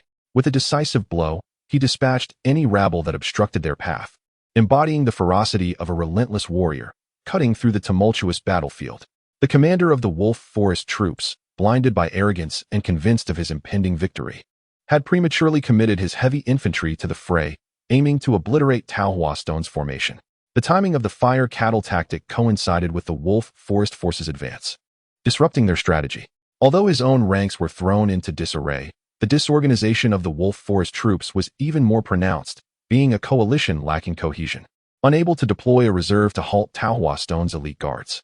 In the blink of an eye, Tao Huashi found himself before the Wolf Forest commander. No. How could this be? The commander, devoid of any semblance of compassion, his expression vacant and eyes glazed, met his end as Tao Huashi unhesitatingly plunged his sword into the man's throat, slashing with force, causing the severed head to tumble to the ground. The enemy chief has been slain. Surrender to avoid death. Covered in blood, Tao Huashi, mounted on his steed, raised the spear adorned with the head of the enemy chief, proclaiming his dominance like a harbinger of death. Defeat. The morale of the Wolf Forest soldiers plummeted as they beheld the decapitated head of their leader. The sight of the bloodied figure astride the horse instilled terror, extinguishing their will to fight. Death incarnate. A demon arisen from the depths of hell. They cried, their courage evaporating, scattering in a desperate bid for survival. Kill them, soldiers. Leave no prisoners. Tao Huashi remained composed, acutely aware that the enemy still outnumbered his forces. Yet, the resolve of their opponents had crumbled. Should they muster the will to fight desperately, it was uncertain who would prevail against Tao Huashi's weary and disordered troops. Thus, it was imperative to strike fiercely, breaking the backbone of the Wolf Forest soldiers to utterly shatter their spirit and ensure his own safety. From amidst the heap of corpses, Paul awoke, groggy and disoriented. He beheld the honor flag, its colors drenched in blood, thrust into a mound of bodies, beneath which lay the remains of over a dozen soldiers from the 2nd Battalion. They had valiantly defended the flag until it became a hill of the fallen. The banner, saturated with crimson, curled ominously, droplets of blood incessantly falling from it, creating a haunting melody as they struck the armor below. My brave soldiers. Overcome by grief, Paul tasted blood in his throat and collapsed once more into the pile of bodies. Chapter 15. A wandering soul. Peach Blossom Stone found himself aimlessly traversing the battlefield, his steed carrying him through the chaos like a spectral wanderer. A profound sorrow welled within him, rendering his throat tight and his words elusive. Just days prior, he had shared laughter and camaraderie with his fellow soldiers, those who had broken bread together, the steadfast elders, and the impetuous youth whose eyes sparkled with admiration. Today, they lay as mere shadows, remnants of lives extinguished, their bodies marred and lifeless amidst the blood-soaked earth. The army had suffered grievously, particularly at both extremes of its ranks. I harbor no resentment for initiating this war. I had no choice but to declare it. Yet, I loathe my own folly, for it is my decisions that have led to the untimely demise of so many innocents. Moreover, the only reason for your victory lies in sheer luck, a consequence of the opposing commander's folly. Are you proud of dancing on the brink of death? Does it thrill you? Awaken. For a gentleman does not stand beneath a crumbling wall, nor does he risk his life without cause. You are a leader now. Recognize your own identity. Do not underestimate the valor of heroes. Do not presume others will unwittingly fall into your traps. You possess only mediocrity. Be prudent and deliberate in your actions. Peach Blossom Stone guided his horse behind a tree, resting his head against the trunk, draping his blood-stained cloak over his face. Dust and congealed blood obscured the traces of tears upon his cheeks, as his voice, heavy and altered, emerged from beneath the fabric. Reaching the ears of the messenger, clear the battlefield, scour the entire forest, find each and every one of our fallen comrades, leaving none behind. The warriors of the Wolf Forest deserve our respect. We must not further provoke them. Let us leave the severed heads for their burial. Retreat. Fall back 50 miles. Allow them to collect the bodies and await reinforcements. The previous bravado and resolve had dissipated from Peach Blossom Stone's tone, replaced by a profound weight of sorrow, akin to a wounded lone wolf, evoking deep sympathy. The nearly half-depleted Southern Expeditionary Force dragged their battered, weary bodies, numbly following their commanding officer northward. Silence enveloped them, no one daring to cast their eyes upon the vehicle carrying the ashes of their fallen comrades, all suppressing their emotions. Thick smoke billowed, and roaring flames indiscriminately consumed the fruits of the farmers' labor. Granaries burned, homes succumbed to the inferno, everything engulfed in fire, the world painted in crimson hues. Luhalate closed his eyes, succumbing to a trance. Listen, the most exquisite symphony of all, the crackling of flames devouring the world, the wails of the farmers, and the sinister laughter of his cavalry. Such a captivating melody, yet alas, I am unable to strike against those lordly armies. Nothing is more sublime than the clash of iron swords on the battlefield, the whistling of arrows slicing through the air, and the sound of weapons piercing flesh. Regrettably, I am deprived of such melodies. Reflecting on this, Luhalate regretfully licked his lips, as if warm droplets of blood lingered at the corners, a sensation worth cherishing. Years of war and slaughter either breed a profound hatred for the carnage or distort one into a madman enamored with death. Luhalate is evidently one of the latter. Having been assimilated into the environment of slaughter, his character remarkably resolute and obstinate, as unyielding as black iron, impervious to temptation. He is a man devoid of excessive hobbies, disinterested in all but the clangor of battle and the lamentations of death. Is there a more magnificent and meaningful chapter in existence than the annihilation of life? The devastation wrought upon the South was exceptionally successful, as the noble cavalry of the cold weapon era rampaged against unarmed farmers. In an instant, the entire southern expanse of the north was engulfed in smoke. The feeble minor nobles could only cower in their castles, trembling with fear, while the superior forces of the coalition or the major nobles found themselves powerless to pursue these brigands. The lords could only watch helplessly as their territories regressed to the Stone Age within a single day, the efforts of generations reduced to ashes. Though casualties persisted, the Northerners were never mere lambs awaiting slaughter. They were imbued with martial spirit, and even the farmers exhibited considerable valor. Coupled with their habit of self-arming, the Northerners posed significant challenges and amusement for the marauders. Regrettably, the unarmored rabble ultimately proved to be less of a nuisance. Historically impoverished, the Northern lords were nonetheless rich in martial ethics. Thus, their military system was remarkably efficient and pragmatic, integrating soldiers into agriculture, with subjects self-arming. The Northerners, known for their valor, along with the occasional military training by some martial lords, resulted in a commendable fighting capability. However, a vulnerable link existed within this framework. The limited finances allowed the lords to maintain only a minuscule professional castle guard, equipped with the finest weaponry. When war erupted, resources were prioritized for them, and any surplus armor would subsequently be distributed to the summoned peasant soldiers. The lords hoarded armor within their castles, tightly controlling the circulation of armor in the marketplace. The armor reaching the populace was exceedingly scarce, with only a few pieces of leather armor available. On one hand, the cost of armor was indeed high, and on the other, the noble lords were reluctant to see commoners equipped with quality armor that could enable them to thrive. The pivotal factor in forming a fighting force lay in the subjects receiving armor from the castle, transforming from rabble into an army. However, this crucial link had been artificially severed, leading to utter chaos. Only in the region of Creekland did conditions remain relatively favorable, as they possessed proficient pastoral warriors skilled in archery and horsemanship, capable of engaging the marauders with reciprocity. Some lords even opted to pay them to safeguard their territories, only for those warriors to meet a tragic fate. In feudal times, one could not trust the goodwill of the lower classes nor the discipline of the army. If the plundering forces of Tao Huashi could be deemed brigands, then these warriors were soldiers. Brigands were like a comb, while soldiers resembled a fine-toothed rake. The lords who had hired these soldiers were filled with regret. Even before the enemy arrived, their own lands were lost, having paid a gang of brigands to rob them, leaving the lords wishing to pry open their own heads to see if they had taken on water. The entire south lay in a state of decay. Nader had aged. A man scarcely 30 years of age appeared gaunt, with strands of hair turned a ghastly white. His eldest son and nephew had fallen into enemy hands, while pleas for help from countless lords of the north and south came like snowflakes. The guilt of failure weighed heavily upon him, as he analyzed and speculated on the movements of the enemy day after day, beset by misfortune and adversity at every turn. Career and family, both relentlessly tormenting this honorable knight who values duty and honor. My lord, Lord Karstark declared, he can no longer spare soldiers for support. The brigand's letter threatens that if he dares to summon troops to aid us, he will execute the captured noble hostages. Master Ruin entered the military tent, lifting the tent flap, bearing news from the Black Raven. Eddard sighed. This was not the first instance. Almost every noble family with members in the clutches of the Tullus had received similar threatening letters. The North had become incapable of further conflict. Only the Bolton family retained any strength, yet regrettably, this family was not to be trusted. The South was in utter disarray, and letters of plea piled up on the tables.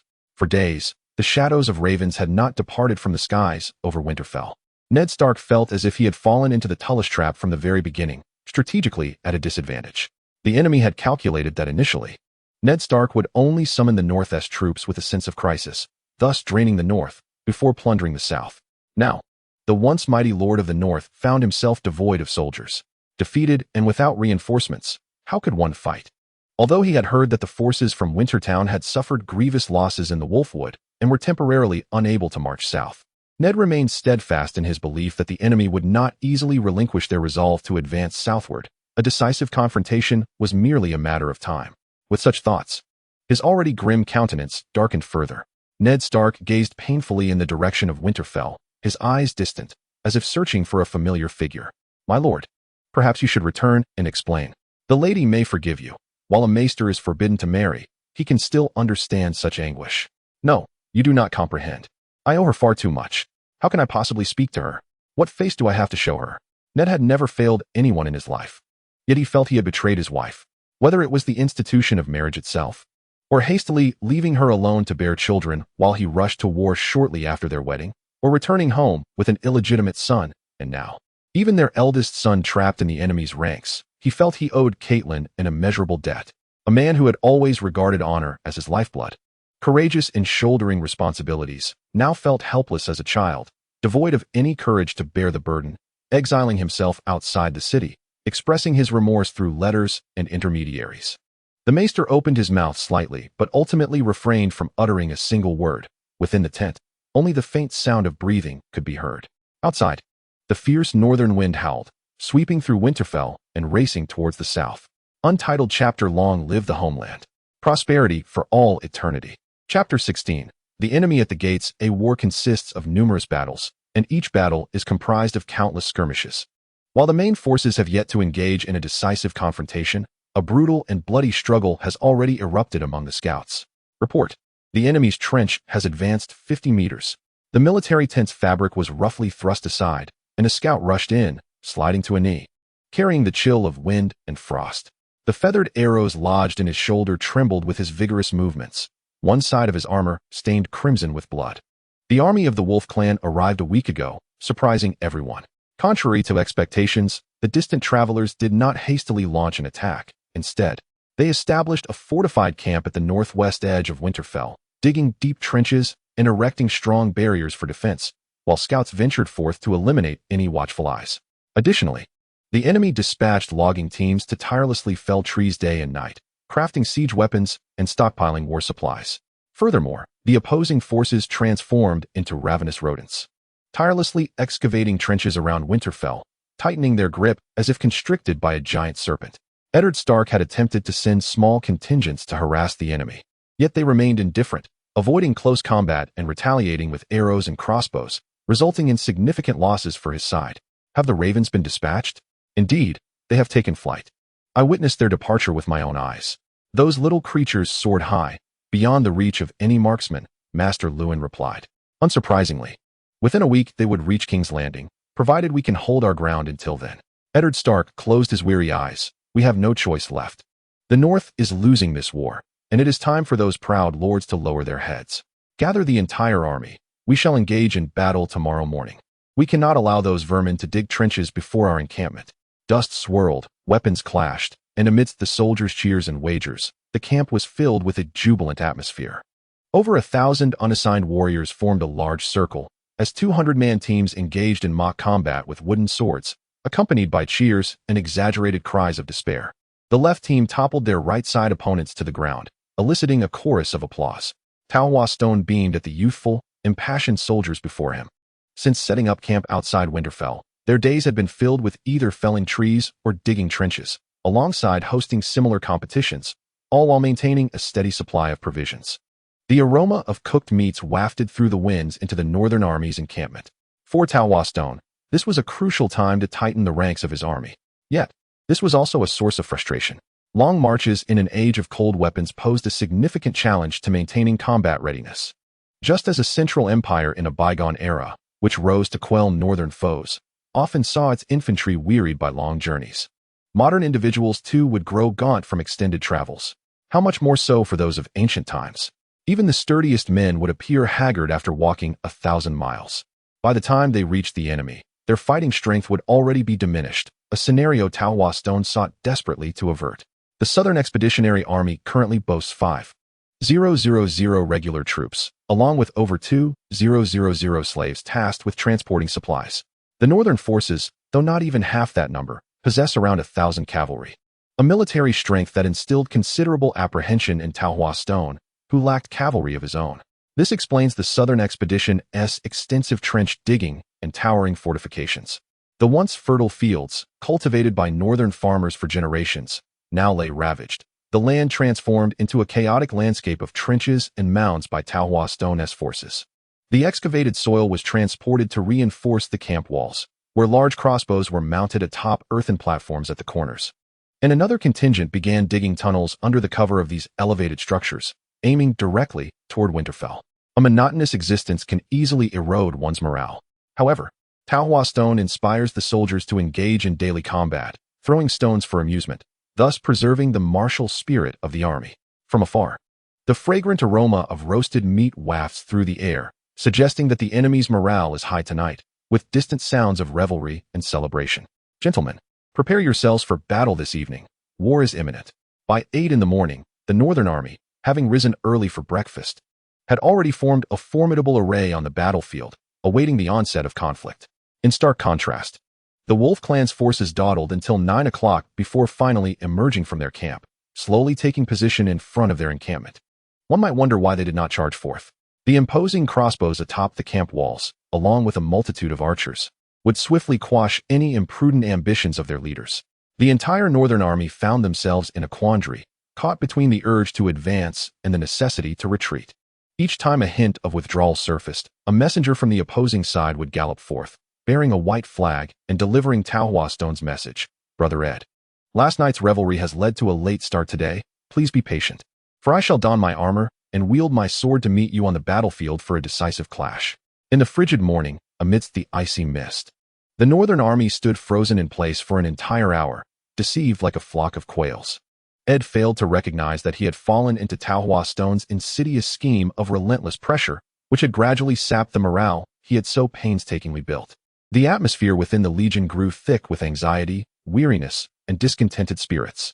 Above, birds soared high, surveying the carnage below. The Northern Army arranged itself into 2 lines, with 1,000 cavalrymen in front, divided into 3 formations, while infantry lined up behind them. The intent was to secure a swift victory amidst dwindling morale. A cavalry charge to whisk them away, followed by an infantry harvest, was it?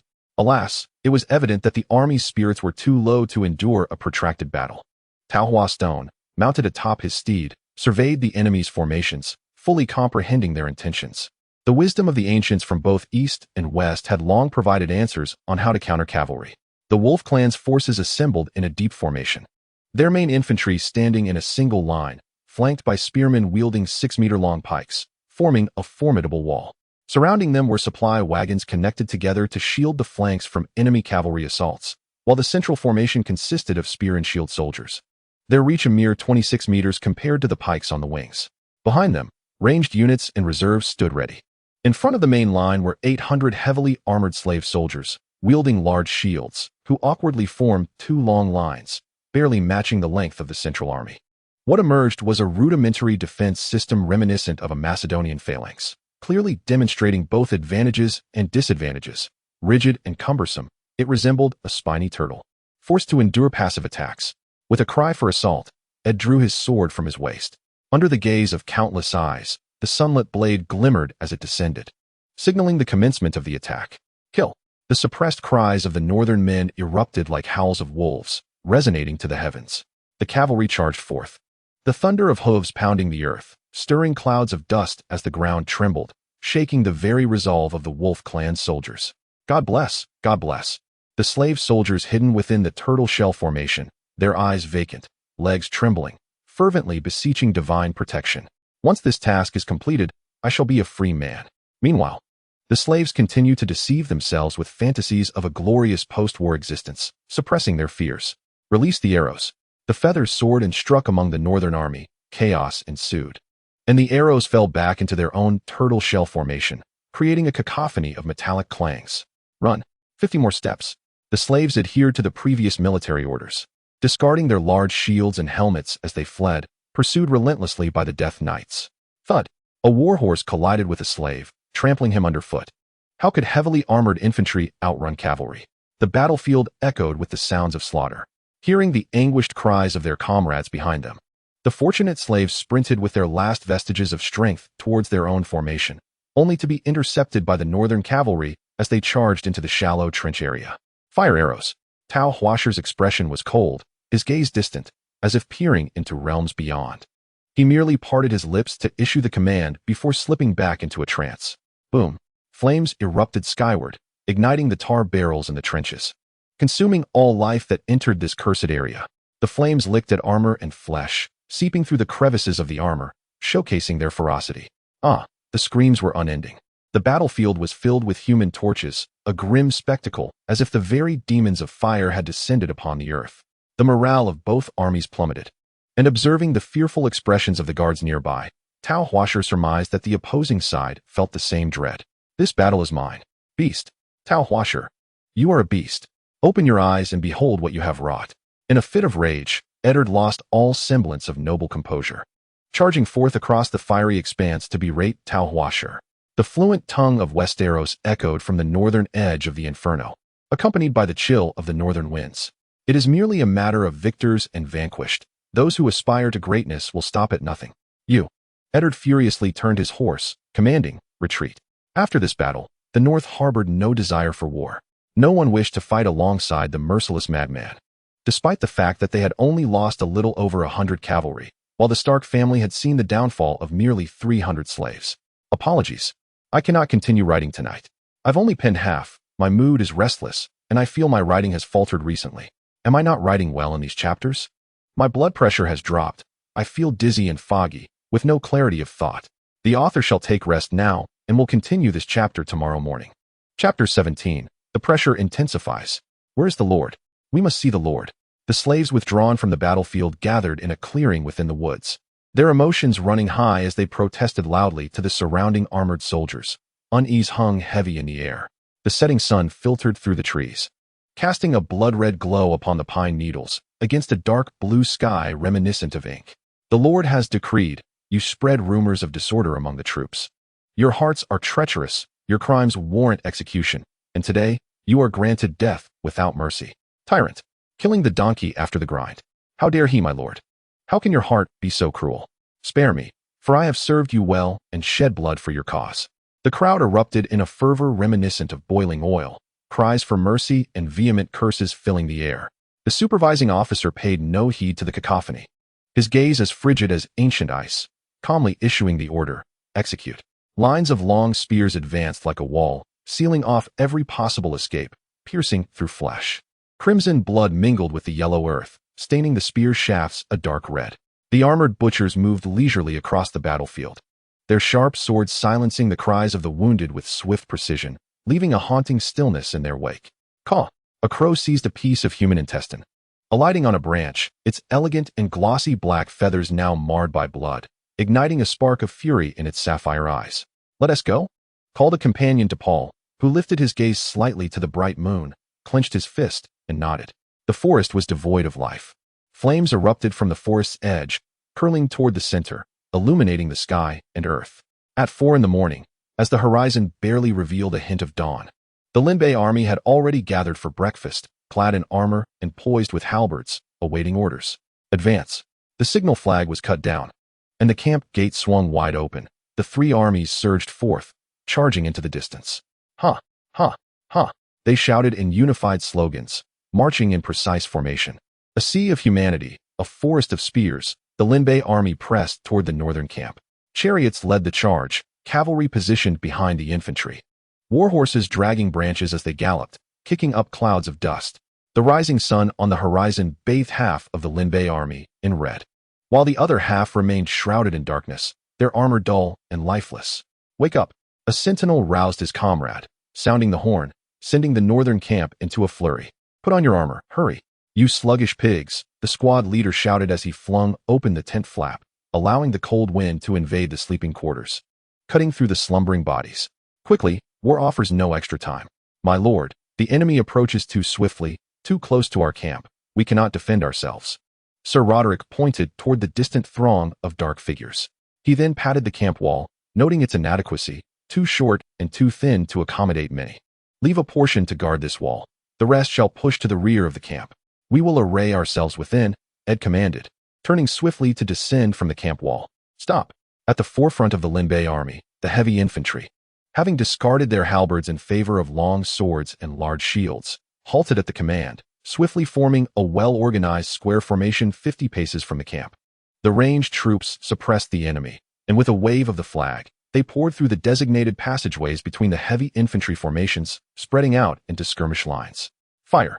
Stones rained down like a tempest upon the city walls, while the Lingbei light infantry faced a swirling storm of slingshots overhead. Arrows fell like rain over the battlements, peppering the ground with a dense thicket of shafts. However, the lethality was limited. Most of the northerners had already retreated to the rear, and the soldiers remaining at the front crouched low to the ground, shielding themselves with their shields. "Cease the archers' fire," commanded Tao Huashi. The morning air was still too frigid, rendering the bowstrings cold and stiff, difficult to draw. Many archers' bare hands were swollen and red, resulting in a feeble and sporadic rain of arrows. It seems that in the future, archers must be equipped with hand-wrapping cloths for combat in low temperatures. And the use of finger rings as a weapon must also be included in our arsenal. As the archers withdrew, the stone throwers continued to exert their strength, achieving commendable results. The blunt impact of the sling, enhanced by a direct trajectory, inflicted considerable damage upon the northern troops atop the city walls, causing them to cower and shield their heads. The soldiers, using their shields for cover, lay against the walls. The phalanx of spear wielders, composed of poorly trained troops, had to adjust their formation every 10 steps.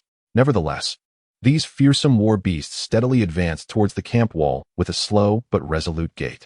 The 3-meter-tall camp wall posed a challenge, as Tao Huashi's forces had not prepared siege ladders, relying solely on a human wave tactic for the assault.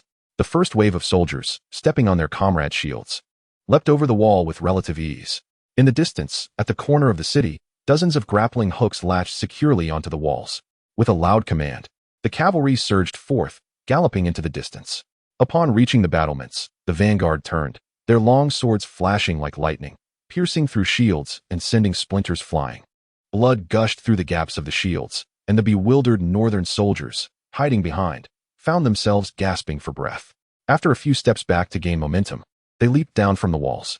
In a swift descent, several vanguards landed among the guards stationed at the city gate. The vanguards, skilled fighters of the army, donned only leather armor for agility, wielding long swords. The moment they touched the ground, their swords carved arcs, repelling nearby foes, and in an instant, they drew short swords bound to their calves, driving them into the necks of the nearest enemies. The short daggers drew lines of blood, splattering across the faces of the northern soldiers. With one long and one short blade, the long sword served as the primary weapon while the short sword defended their chests, employing an intimidation tactic. Within moments, the enemies before them lay slaughtered. With a creak, the city gates slowly opened, allowing a horde of wolves to swarm in. At another corner of the wall, amidst the frenzied howls of the cavalry, the frail wall ultimately succumbed to the overwhelming burden. The vulnerable infantry were exposed to the cavalry's curved blades. 2 lines of mounted archers surged from the corners of the city, trampling the northern soldiers below with a chorus of thundering hoofs, while the curved blades cleaved through their ranks. The northern soldiers on the walls fell, struck from behind by arrows, collapsing to the ground. The mounted archers formed a pincer that utterly crushed the outermost shell of the northern forces. A small contingent of mounted archers pursued the fleeing troops towards the camp, but the pristine white tents obstructed their view. Thus, the foremost among them unwittingly charged into a phalanx of spears, becoming mere human casualties entangled within the forest of weapons. The archers at the back, realizing the danger, attempted to retreat but were felled by a barrage of arrows. Tao Huashi rode his horse into the space between the 2 armies and the Wild Wolf clan, having suffered a minor setback, immediately dismantled the obstructive tents. Now, the ground between the 2 armies lay bare and unobstructed. In an act of utmost arrogance, Tao Huashi allowed his steed to relieve itself in full view of both armies. The long sword, bathed in the sunlight, radiated a brilliant gleam, pointing menacingly at formidable foes, while valiant warriors followed closely behind. Dozens of supply wagons were positioned at the forefront by the Tao Huashi army. At the commander's command, the soldiers propelled the wagons towards the phalanx. Under the watchful gaze of the divine, the warriors silently prayed, their foreheads pressed against the wagon's body, their waists bending like cheetahs poised to strike as they surged towards the enemy.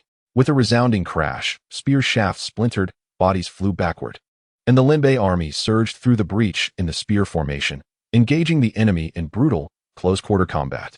The Lingbei soldiers, wielding great shields and long swords, forced their way into the thicket of spears, thrusting their blades into a towering northern soldier, the clash of metal ringing out.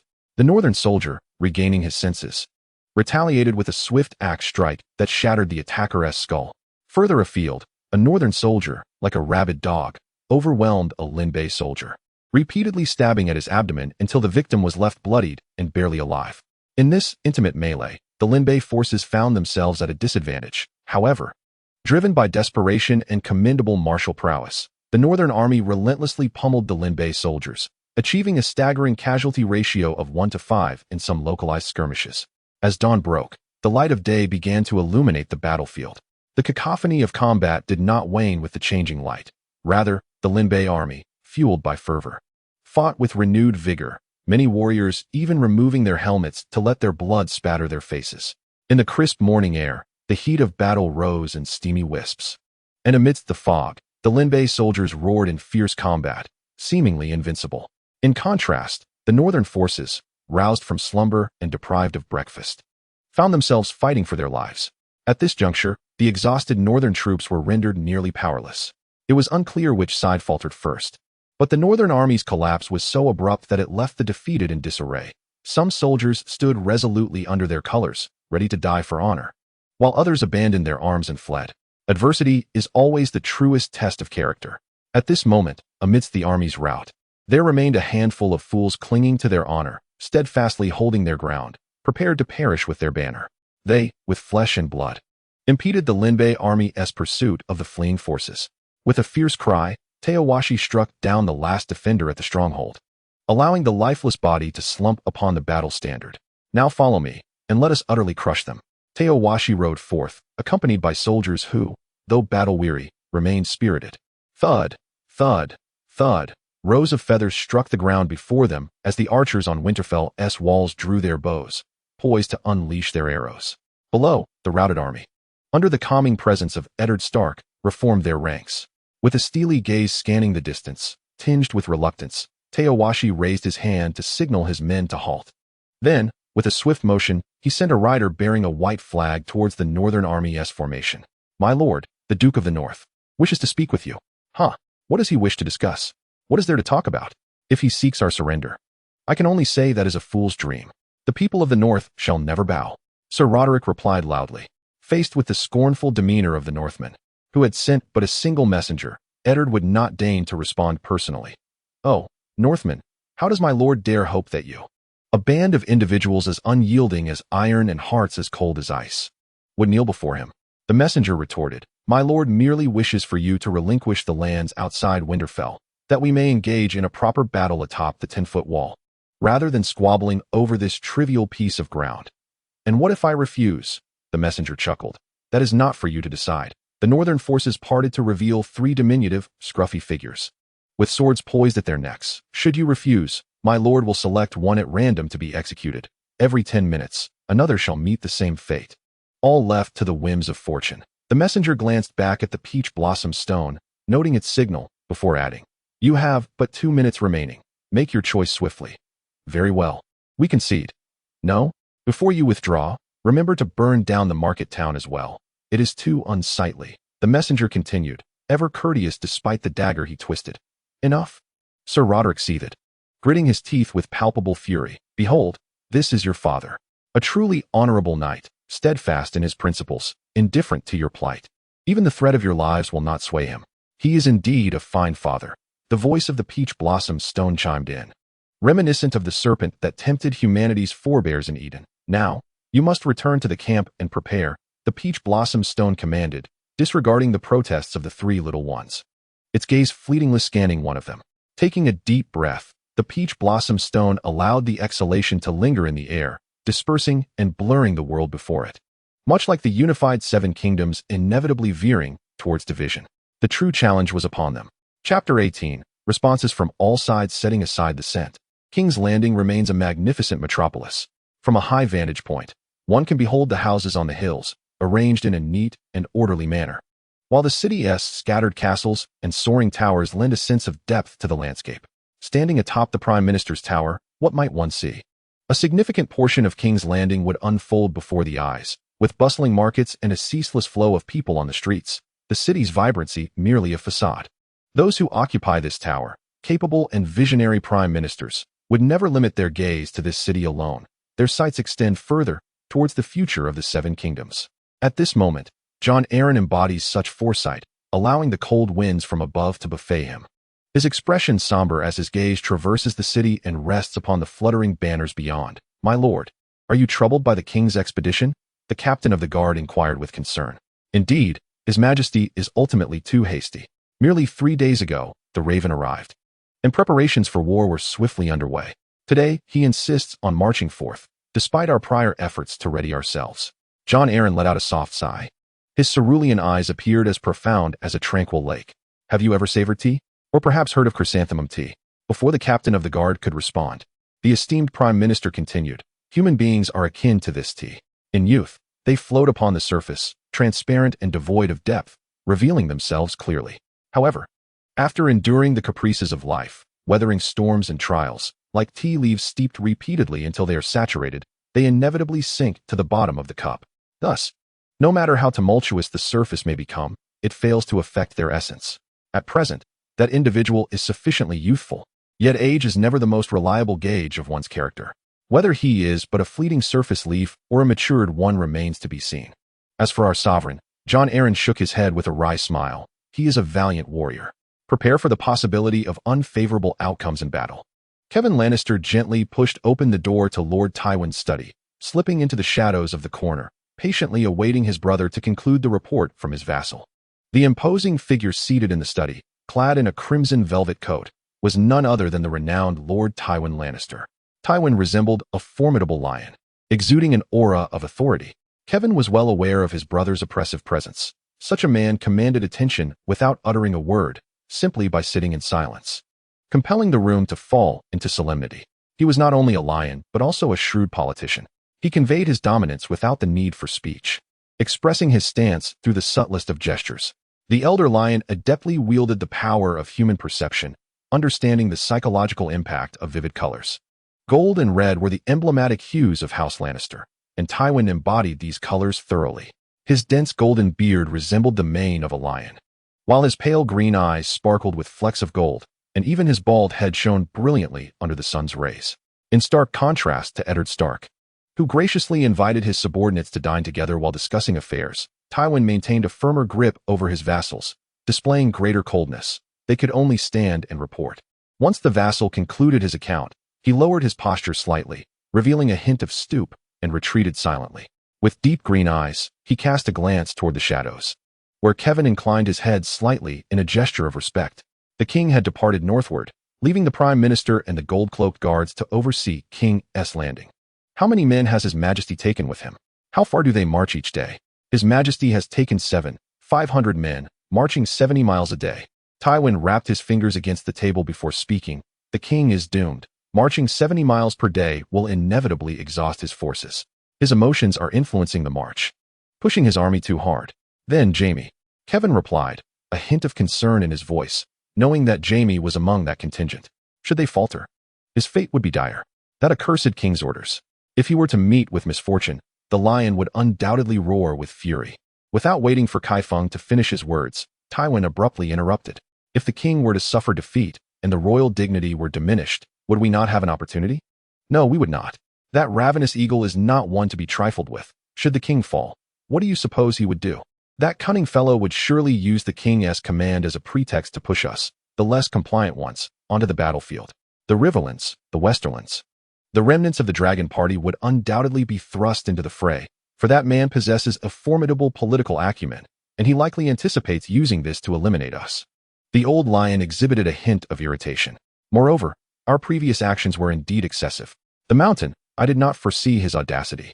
He has even violated Princess Elia of Dorne, and now we find ourselves utterly isolated. Furthermore, we are not yet prepared. The proud lion may not fear solitude, but recklessly exposing oneself to the watchful wolves is futile. The thought of his beloved son and daughter being held captive, leaving only the troublesome Tyrion, made Tywin press his temples, feeling a throbbing pain in his head. Meanwhile, Kai Feng felt as if he had plunged into an icy abyss. This suggested that his brother had intentionally unleashed the mountain to mercilessly slay Elia and her children, and the methods employed must have been brutal to serve as a declaration of loyalty. His brother must have been ready for a rift with Dorne, yet the mountain faltered, for his brother had underestimated the beast's bloodlust, thinking to utilize him, not anticipating that he would be unable to restrain his baser instincts. His brother miscalculated. Preparations for deployment must be made. The ravens stand ready. Upon news of Robert's defeat, we shall communicate with House Tully. We require allies. Kai Feng, momentarily lost in thought, returned to reality. Very well. Kai Feng nodded vigorously. Chapter 19. Night Raid. It was yet another day shrouded in dust, as the diligent soldiers of House Stark toiled beneath Winterfell, wielding shovels and hoes in the monumental task of terraforming the landscape. In truth, They had been laboring for dozens of days now. By this point, the terrain surrounding Winterfell had been irrevocably altered, layers of trenches encircling the castle like a monstrous serpent, constricting the life and hope of all within. Messiah, Messiah! A diverse group of soldiers concluded their chant and hoisted their shovels as they descended into the trenches, commencing another day of excavation. Their differences were stark. Not only did their attire vary, but their armors were also dissimilar. Some bore rosy complexions while others appeared gaunt and pallid. They were newly recruited citizen soldiers, equipped at their own expense and accustomed to bringing their own provisions. Now, they were engaged in their labor beneath the enemy's walls, feeling much like mice amidst a cataclysm. Inside the command tent, the strategist's brows furrowed deeply, his index finger incessantly gliding over the sand table, occasionally striking it with force at certain points. This cannot be breached. Upon witnessing Winterfell for the first time, the strategist had already determined that this was a formidable stronghold. The towering, imposing walls were even higher and thicker than those depicted in the tales, wide enough for 4 horses to run abreast, while the undulating towers formed a dense and formidable network of lethal firepower. The siege engines of such fortifications could not be shattered, and any assault would inevitably incur substantial losses. As for digging tunnels, the engineers reported that they encountered solid rock while attempting to excavate around the city walls, rendering their efforts futile. Contemplating these challenges, Tao Huashi felt an overwhelming sense of despair. War had driven all factions in the north to a point of utter desperation. In pursuit of victory, Tao Huashi continuously summoned the citizen militias to the battlefield, which led to numerous production units halting operations. Yet, despite this mobilization, both manpower and supplies had run dry. Worse still, the quality of the citizen soldiers varied greatly. They lacked adequate military training and cohesive operational capabilities. The wealthier militias were equipped with splendid chainmail, sturdy shields of white poplar wood, and long swords, their gear rivaling that of Tao Huashi's elite guards. However, they constituted less than 1/20th of the forces, with the majority being unarmed commoners. The quality of the militia's equipment was directly tied to the economic standing of the city-state. But with economic development still in its infancy, the entire Lingbei City had been dragged into the conflict. This war had commenced far too early. Well before any suitable strategic moment, Tao Huashi withdrew the banner representing Lingbei City from the strategy board. He contemplated a relentless assault on Lingbei City, followed by turning to face the southern adversaries. However, his gaze traversed the towering mountains depicted on the board, settling upon the vast expanse to the south. The enemy within the city was numerous. While he could capture the fortress, the casualties would be grievous, leaving him with insufficient troops to confront the southern forces. He had allowed too many northern troops into the city, and they now posed the greatest challenge to his plans. Conversely, if he had barred their entry, the cavalry-heavy enemy would only become a more troublesome force in the wilderness. Tao Huashi lamented, "There is no path forward, nor a way to retreat. I have ensnared myself in a dire predicament. Pressing onward or remaining stagnant would determine his fate." He resolved to seize the initiative and strategy firmly within his grasp, declaring, "I am my own harbinger of death. Only I can decree my own destiny." He struck the strategy board with a clenched fist, sending splinters of wood flying under the impact of his steel gauntlet. "Summon Kevin, and send word to Rullet. Inform him that the game is over and the hunt has begun. I need him to join me. Life and death hinge upon this moment. Let us take the offensive." The white waves crashed against the shore as they had for countless centuries, shattering the moonlight upon the sea and disrupting the reunions of sailors with their families. The night was exceptionally gentle, a delicate balance between day and night, with the ocean cloaked in a soft indigo hue. The sound of waves muffling the clamor from the tavern deep within the docks. The renowned stoic figure from the Seven Kingdoms, Stannis Baratheon, strolled along the pier, moving from one vessel to another for what would be his penultimate inspection. Tomorrow, this fleet would embark on a northern voyage, marking Stannis's final oversight. The raucous noise from the tavern caused a flicker of displeasure on the prince's face. He held a deep disdain for such clamor. The echoes of mockery and noise from the Tyrell forces outside of Windwhisper Castle remained etched in his memory. The incessant crashing of the waves tormented the prince, reminding him of the fateful night when he lost his parents. His loathing for the sea, a vast expanse that swallowed lives, grew ever stronger. Yet, his elder brother had appointed him as the commander of the navy and the lord of that forsaken island, while his immature younger sibling basked in the fruits of his labor. The mere thought of it filled Stannis with a deep sense of frustration. Let them speak of the Prince of Dragonstone as the rightful heir to the Iron Throne, they were no more than traitors. In the aftermath of a successful revolution, reality would set in. Who could say whether House Targaryen would rise again? At that moment, all that mattered was the scramble for more fertile lands. Moreover, the rightful successor of House Baratheon could only be the Master of Storm's End, for it was the Lord of Storm's End who should inherit the Iron Throne. Such was the tradition of the great houses. Only one's own stronghold could rightfully belong to the heir. Stannis suppressed his simmering anger, maintaining a facade of calm. Not all fury is beneficial. It is the suppression of rage and the preservation of rationality that truly befit a ruler. Just as the sailors reveled in their last moments of merriment before the storm of war, who would engage in disputes with those who might perish by dawn. After all, they were destined to serve him. With land and sea converging, they would strike at the heart of the enemy's stronghold. Each word echoed in his mind as he recalled his brother's letter, prompting Stannis to quicken his pace in inspection. The jester who dared to provoke the royal authority would meet his end. Chapter 20. Tao Huashi dismounted and retrieved a handful of premium feed and some coarse salt from the saddlebag to offer to his horse. The soldiers silently organized their packs and polished their weapons, the only sounds being the rustling of feed and the gentle patter of rain on their armor. My lord, we are now 20 miles from Neck's End. If we proceed south for another 5 miles, there lies a small rise and a grove, reported a scout, presenting a map densely marked with annotations. You see, we are currently upstream on this nameless stream. Downstream are the rise and the grove. After traversing the arduous Neck's End, the southern forces will undoubtedly be fatigued and will seek a place to rest. This small rise is easily defensible, and the grove offers firewood. The enemy is sure to camp here. Tao Huashi traced a finger on the map to a spot south of the rise, where a few sparse blades of grass were marked. What is this location? He inquired. My lord, this is a stretch of reeds downstream, covering an area of about 5 miles. How tall are the reeds? Have you assessed the conditions within the reed beds? The reeds generally reach a height of 1.5 men. My brothers have inspected it. The outermost section is muddy enough to submerge one's thighs. After much searching, we barely found a path leading inward. Though the ground is perpetually waterlogged, it remains solid, not much different from normal land, resembling a somewhat damp saline alkaline terrain. Excellent.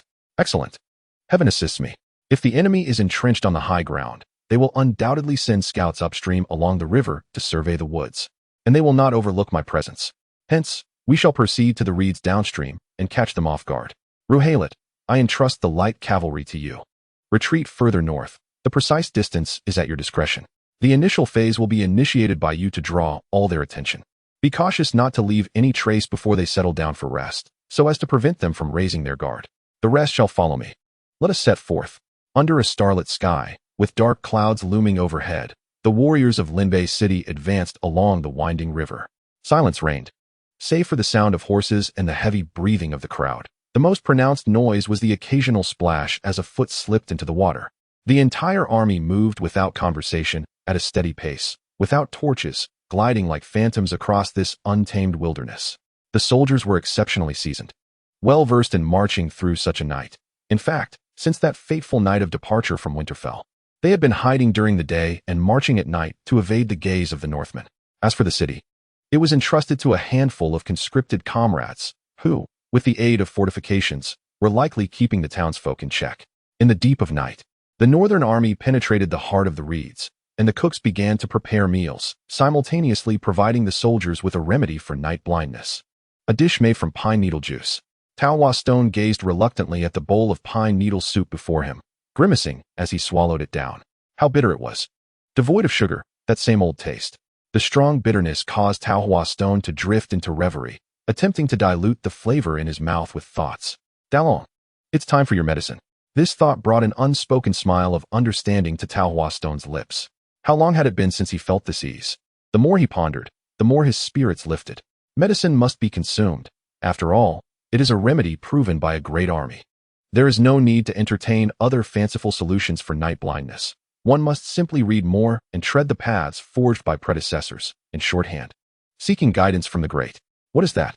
A sentry on the camp wall craned his neck to gaze at the tumultuous ground to the north. Suddenly, a sharp arrow flew from the darkness, striking the sentry in the chest. A piercing scream erupted from the sentry's lungs, reverberating across the land. This cry seemed to serve as a signal, igniting countless sparks from the darkness in the northern expanse. A mounted archer begrudgingly stowed his short bow, glancing around to ensure he was not noticed, before theatrically drawing his curved blade to charge alongside his comrades. Kill! Waves of fire arrows rained into the encampment, and the northern section was engulfed in flames. The oil-soaked arrows illuminated the sky, yet more cold, lethal arrows silently devoured the disoriented southern troops. Dozens of riders surged forth simultaneously, and the camp walls crumbled with a resounding crash. The cavalry of Lingbei City surged through the breach, galloping into the encampment, slaughtering all upright foes they encountered. Form ranks. Form ranks. Gather around me. The Southern Army's centurion, having just regained his senses, urgently issued commands in an attempt to rally his soldiers. Yet, a fleeting shadow, akin to a startled swan, snatched away his life. The centurion gradually succumbed, a crimson line widening across his throat. The military might of the Southern forces began to awaken, as noble officers swiftly organized their troops to confront the dire situation in the north. Illuminated by the flames and endowed with night vision, the Southern soldiers discerned the invading forces with perfect clarity. Upon their encounter, recognizing each other as destined adversaries, they unsheathed their blades without hesitation. Meanwhile, to the south of the camp, a group of stealthy intruders navigated the darkness, avoiding the use of torches as they approached the southern encampment. A centurion from the northern forces cursed inwardly, his ire ignited by the unfortunate misstep into a foul mess. Specifically, he had unwittingly trampled upon the Southern Army's latrine. This location, situated downstream by the river, was certainly not without its drawbacks. However, it was precisely due to this noxious terrain that the centurion and his small detachment evaded the already sparse southern defenses, easily scaling the camp walls and unfastening the gates. As the soldiers flung open the gates, they swiftly retreated to the sides, allowing the cavalry to surge through the entrance and gallop into the southern section of the camp, followed closely by a throng of infantry. In an instant, the southern camp reverberated with the cacophony of battle cries.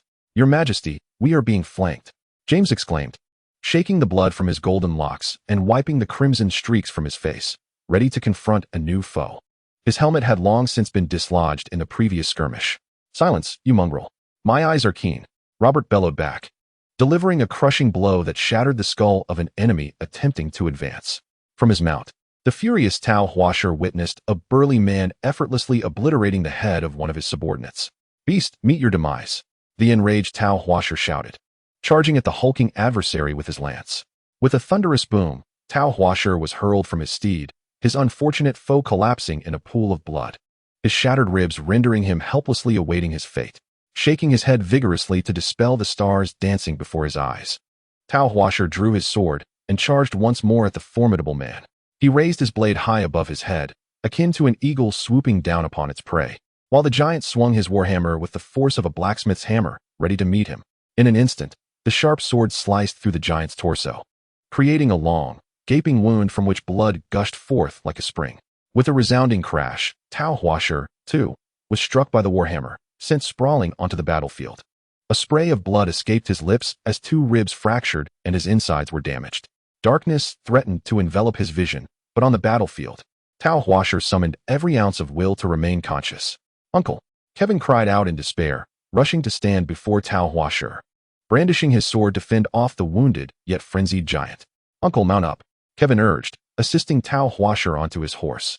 However, Tao Huashi found himself devoid of strength. One foot resting in the stirrup while his hand clutched desperately at the saddle's edge, his entire abdomen draped over the horse. Upon mounting, Tao Huashi felt his energy drain completely, and as darkness descended, he lost consciousness. "Go," Kevin shouted, spurring the horse forward as it galloped away from the encampment, carrying the unconscious Tao Huashi to safety. Kevin revealed a faint smile as he whistled for the guard's response. Suddenly, his eyes widened in shock as he beheld the blade piercing his chest. "Hiss," he attempted to utter a word, yet felt strength being inexorably drawn from his body, rendering him speechless.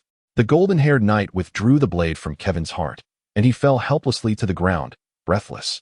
"Young master," the guard soldiers cried out in despair, while the captain, filled with fury, swung his sword to summon a tempest, driving the knight back. Two soldiers lifted Kevin's lifeless form and retreated from the battlefield. Amidst their wrath, the guard soldiers recklessly charged at the golden-haired knight, forcing James to retreat step by step. However, out of nowhere, a throng of equally furious white-clad warriors emerged, their martial skills far superior, and within moments, the guards suffered devastating losses. They were the personal protectors of the Seven Kingdoms kings, previously scattered by the chaos of battle, compelled to witness their sovereign fight alone, gravely wounded and fallen. Their fury matched that of the guard soldiers. As the captain watched the last guard soldier fall, bloodied on the battlefield, he turned to face the encroaching foes with a grim smile, making one final strike to repel those nearby. "Young master, the heavens do not show mercy. I am powerless to avenge you. I shall join you shortly." He then turned to the approaching enemy, shouting in defiance, "I am the captain of His Highness's personal guard. A knight. It is only natural that I perish here, having failed to protect my lord. Yet as His Highness's man, even in death, I shall stand tall, refusing to bring shame upon him." With that proclamation, he plunged his sword into a nearby upright wooden post, likely a hitching post for horses. Bowing his neck toward the blade, he forcefully collided with it, blood cascading down the steel, his formidable frame standing resolutely in the face of heaven and earth, causing the very world to change its hue. James gazed in astonishment at this adversary before him. He was reminded of himself, recalling his own youth when he too had embodied such valor. Yet fate had played a cruel jest upon him, and a wave of melancholy surged within, rendering him momentarily speechless. After a lengthy pause, he finally spoke. "A proper burial must be accorded. This is a true knight, and his body must not be dishonored. Those who defy this shall face my family's wrath. I vow it." At that moment, a torrential downpour descended from the heavens, obscuring the sky, extinguishing the flames of the camp, and forcing both sides of the conflict into an uneasy truce. The mournful sound of a horn echoed from afar, calling the fallen soldiers back to their ranks, thus concluding this battle. In this engagement, the commander of Lingbei City was gravely injured, Kevin lay slain, and the army suffered a loss of 1/8. Meanwhile, in the southern forces, King Robert was severely wounded, with troop losses exceeding half, and an incalculable depletion of supplies and equipment. Chapter 21. Accelerate, crash through. The massive warships cleaved through the sea like colossal beasts, two main vessels pouncing from either side upon a panicked longship attempting to flee. With a resounding crack, the longship splintered, and its sailors helplessly plunged into the abyss, struggling for their lives. "Your Highness, shall we rescue them?" The captain, unable to bear the sight of the sailors struggling in the frigid, biting sea, spoke up. "No. Since they have chosen the path of piracy, this is their fate. Let them sink into the depths. I should have rescued them and brought them ashore to face their execution, but given the urgency of the situation, let us forego the trial." His expression remained impassive, coldly pronouncing the sailors' doom. "Have you heard? His Highness has ordered that they be left to their plight. Now, those souls have turned to the 7 gods for solace. Upon learning of their plight, the gods expressed their wrath, transforming them into tempests and whirlpools, seaweed upon the ocean floor. They await us, ever ready to drag us beneath the waves, to drown us and seize our souls." The sailors aboard whispered among themselves, a sense of foreboding spreading like wildfire. The ocean has its own laws of passage. Even when enemies are cast into the water, it is common for one to extend a hand. After all, the sea is unpredictable. Who can tell whether tomorrow or calamity will arrive first? A shipwreck or defeat is always a possibility. Now, however, the rules have been shattered. Victory is desirable, yet should we falter, what fate awaits us? All the sailors pondered this as the winds rose and the waves grew more tumultuous, the moisture in the air intensifying, stirring unease within their hearts. The concerns of the common man differ greatly from those of the predator. At this moment, Stannis was troubled by the necessity of repeatedly dividing his fleet to combat the elusive pirates. The expedition, combined with the fierce winds and turbulent waters of the north, meant that only larger vessels were suitable for such voyages. Yet, his forces continued to dwindle, and by the time they reached the battlefield, how many ships would remain? In the lower river, the fleet centered around the radio warships descended the river. The massive radius ships sailed northward, flanked by several Viking longships, akin to guide fish escorting a shark. Throughout history, human understanding of naval warfare has been influenced by various factors, including hydrology, economy, ethnic customs, and national character. The Mediterranean, often calm, has primarily engaged in boarding tactics since Roman times, while the tumultuous Atlantic has witnessed swift sails and the twang of bows and crossbows. In an ancient Eastern kingdom, naval forces operated over the tranquil rivers and lakes, with intense competition for control over the Yangtze River basin, leading to a naval force often constrained by land power, tasked with defending the coastal territories, thus favoring bows and crossbows as their principal weaponry. Nevertheless, one naval tactic has been universally adopted by various nations, even making an appearance during the First Sino-Japanese War, the ramming tactic. The standoff between the Royal Navy and the fleet of Lingbei City was marked by this very strategy, as the Royal Navy's acting commander ordered, form the attack formation, ram them, and gauge their strength. Beside him, the true commander, Stannis, gazed emotionlessly at the opposing fleet, lined up in formation. The royal fleet, shaped like a crescent moon, surged forward as 12 flagship vessels cleaved through the waves with the vigorous strokes of the oarsmen, leaving behind a frothy white trail as they charged towards the 4 Kirk battleships of the enemy. 10 smaller vessels stealthily followed in their wake. The rhythmic beating of drums resonated within the holds, signaling the oarsmen to exert their utmost strength, their veins bulging as the massive warships glided down like colossal ice blocks descending a mountainside towards the adversary's fleet. Turn, avoid them, commanded the captain, as the smaller Kirk vessels dared not confront the onslaught head-on. The helmsman twisted the wheel, while sailors scurried anxiously about, adjusting the rigging and controlling the sails. Their hands, raw and chafed from the thick ropes, showed no sign of fatigue as they persevered. Meanwhile, the lookout clung tightly to the mast, silently praying to evade the impending collision. Amidst a flurry of chaotic movements, the Kirk warships clumsily managed to alter their course like ungainly ducks. A jarring sound of friction echoed, reverberating through the air as the 2 ships passed perilously close to one another, just as they narrowly missed colliding. A cacophony of footsteps erupted from the tower at the stern of the Kirk vessel, followed by a barrage of arrows raining down upon the deck of the royal ship.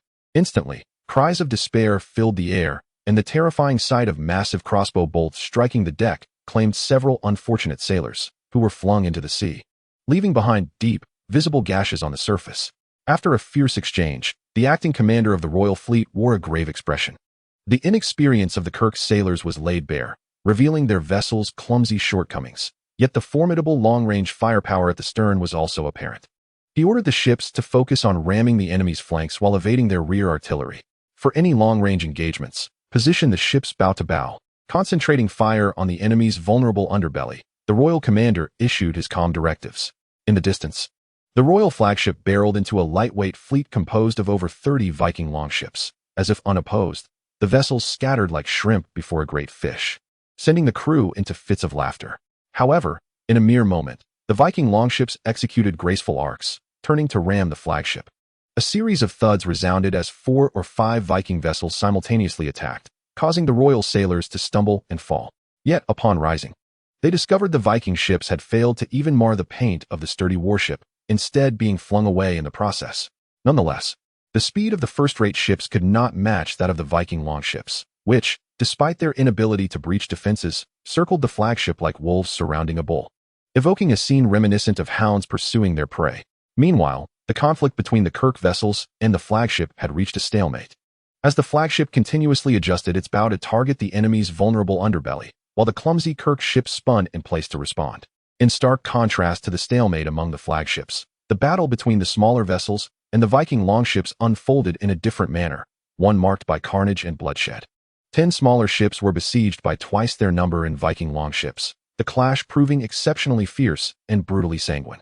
"Quick, throw the rope," commanded the Viking captain, as a thick rope was tossed to the secondary vessel, its grappling hook firmly embedding itself into the hull. In immediate response, an enemy sailor rushed forward with a sharp axe to sever the line. However, the specially crafted rope was evidently not so easily cut. "Where are the harpoons?" "Harpoons. Shoot them." The captain's voice thundered with fury, and at his urging, a heavy harpoon was launched, only for the bewildered sailors to watch as it plunged into the sea, striking the water with a resounding splash. "Onward. Do not stand there." Before his words faded, the captain had already leapt onto the ship's deck, a display of fervor that compelled his subordinates to rally with equal vigor. Soon, the secondary warship was engulfed in fierce close-quarters combat. The sailors aboard fought valiantly, resisting at every turn, on the deck, in the corridors, and within the cabins. Yet their courage proved futile, armed only with slender swords. They were no match for the heavily armed Vikings, who wielded massive shields and fearsome axes. Even the most skilled swordsman would find his blade knocked aside by a well-aimed axe. In time, the secondary vessel transformed into a gruesome scene of dismemberment and slaughter, with some royal crew members unable to bear such brutality opting to leap overboard. As the most unfortunate of the secondary vessels succumbed to defeat, the others quickly realized the dire situation and hastily fled, pursued relentlessly by the longship, which bore a menacing intent of annihilation. The beleaguered vessels could only attempt to delay their pursuers with ranged weaponry as they made their escape. However, given the unfolding circumstances, their demise seemed inevitable. Valgus inhaled deeply, sensing the wrath of the great god Odin, A tempest was imminent. We must conclude this battle swiftly. If we delay further, the storm will rise, and my secret weapon will be rendered useless. Valgus found himself in a quandary. He yearned for a stronger wind, yet hoped it would not escalate too much, nor bring rain. Suddenly, a deafening crash resonated in Valgus's ears as a royal warship, after a protracted standoff, seized an opportunity and violently rammed into the belly of a Kirk warship, sending crew members from both vessels sprawling. The most unfortunate were the archers aboard the Kirk ship, who, standing in close formation, fell in a chaotic heap, resembling a toppled set of bowling pins. The royal vessel slowly retreated, attempting to let seawater pour in through the breach created by the collision, hastening the enemy ship's sinking. Yet, an unexpected occurrence unfolded. The Kirk warship sustained no significant damage. Where a gaping hole should have appeared, there was only a massive dent, and the smile on the royal captain's face began to fade. Then, he beheld the most brilliant fireworks of his life, as a barrage of rockets and oil barrels were hurled onto his warship. Everyone on the deck perished, and the rowers in the ship's hold had no escape, awaiting a fate of inevitable sinking. Valgus wore a triumphant smile. The Kirk warship was designed to be robust, and after his modifications, it had been reinforced in critical areas. Now, the Kirk warship could truly be hailed as an unsinkable fortress of the sea. While some rejoiced, others were far from pleased. The royal commander, teeth nearly ground to dust, was left to swallow his frustration. Close combat. Board the enemy vessel. Since this tortoise, with its thick shell, cannot be moved nor can it be pierced by distant attacks, we must take matters into our own hands and engage in close combat. Thus, a new round of battleships confrontation unfolds once more. The winds rise from the depths of the ocean, gradually threatening to engulf the sun and moon, sweeping across the heavens and earth. The winds have intensified. Now is the moment. Order all fleets to launch their assault. Vargas, with eyes wide open, personally steers the ship, commanding the entire fleet to break through. The once clumsy Kirk fleet, aided by the wind, sails forth with full sails, catching the royal fleet, still struggling with manual oars and yet to adjust their sails, off guard, and they break through with a surge of momentum. Now, the Kirk fleet has become the outer circle, while the enemy finds themselves within. Hurry, warriors, faster still. Seize the favorable winds. Victory lies before us. And let us prepare to celebrate. Forward, fearless sailors. The Kirk warship accelerates, the entire vessel in a frenzy, as longboats that have finished dispatching secondary ships join the fray.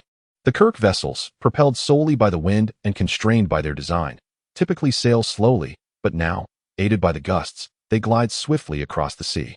The fleet, akin to flying fish, boldly cleaves the waves, leaping from crest to crest, with the ocean favoring them, swiftly claiming the advantageous winds.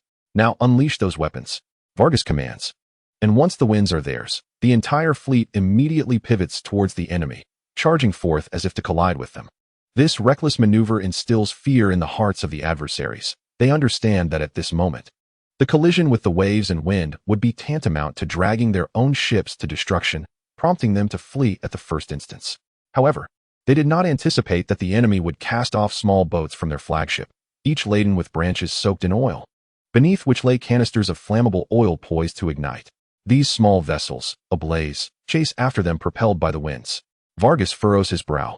He observes that while some of these small boats, despite their rapid speed, have struck a few enemy vessels, many more drift aimlessly past due to their reliance on the wind. This cannot continue, an elderly Viking captain declares, his hair completely white. I have lived long enough. I intend to steer this old companion towards those small boats and charge at the enemy. If you wish to live, jump overboard, but this ship is my property, and my mind is made up. The crew responds in silence, merely quickening their rowing. Seeing this, the captain's eyes brim with tears. My father once said that every Viking's destiny should be the sea. Do not fear the ocean, for it is our home. Who would fear returning home? Before you lies both the tangible sea and the intangible sea. Every Viking brave enough to face the ocean is a warrior. Now, I am proud to have such courageous crew members. Enough, old man. Shut your mouth and save your strength for rowing. We can discuss our energy upon reaching the depths of the sea. Boom. The longship, accompanied by smaller vessels, charged towards the enemy's flagship, and a tremendous explosion erupted, transforming the adversary's vessel into a colossal fireball. One after another, more warships were struck, igniting and sinking, rendering victory an unattainable dream. Am I destined to perish? Will I share the same tragic fate as my parents? The gods surely offer no sanctuary for me. Yet, perhaps it is for the best. for I shall descend to the depths of the sea to reunite with my beloved parents. Father, mother, I am coming. The relentless rush of seawater filled Stannis' mouth, his eyes drifting further from the surface. Just as he was on the brink of drowning, a powerful arm reached from above the waves, pulling him to safety. The commander, relieved to see Stannis rescued by his own men, cast his gaze down at his old companion, now ablaze at his feet. He extended his hand, tenderly caressing the railing as one would a delicate young girl's hand or the skin of a lover. Finally, he gently lowered his head, pressing his cheek against the railing, his movements so soft as if he feared to cause her pain. The royal commander sank alongside his ship. In the sky, the silhouette of the last river fleet gradually emerged, becoming the final straw that broke the camel's back. Aware of their inevitable defeat, the royal fleet instantly scattered in a frantic escape. The rain poured ever heavier, allowing the royal fleet to extinguish the raging flames and flee into the tempest.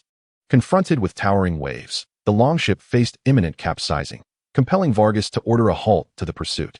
In this battle, the royal fleet salvaged only 2.5 battle-worn ships, with 3 severely damaged vessels surviving, while the rest were consigned to the depths.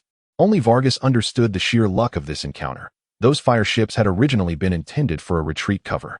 Fortuitously aided by the storm and the valor of loyal souls, this battle had been won. It was but a hollow victory, achieved through mere chance.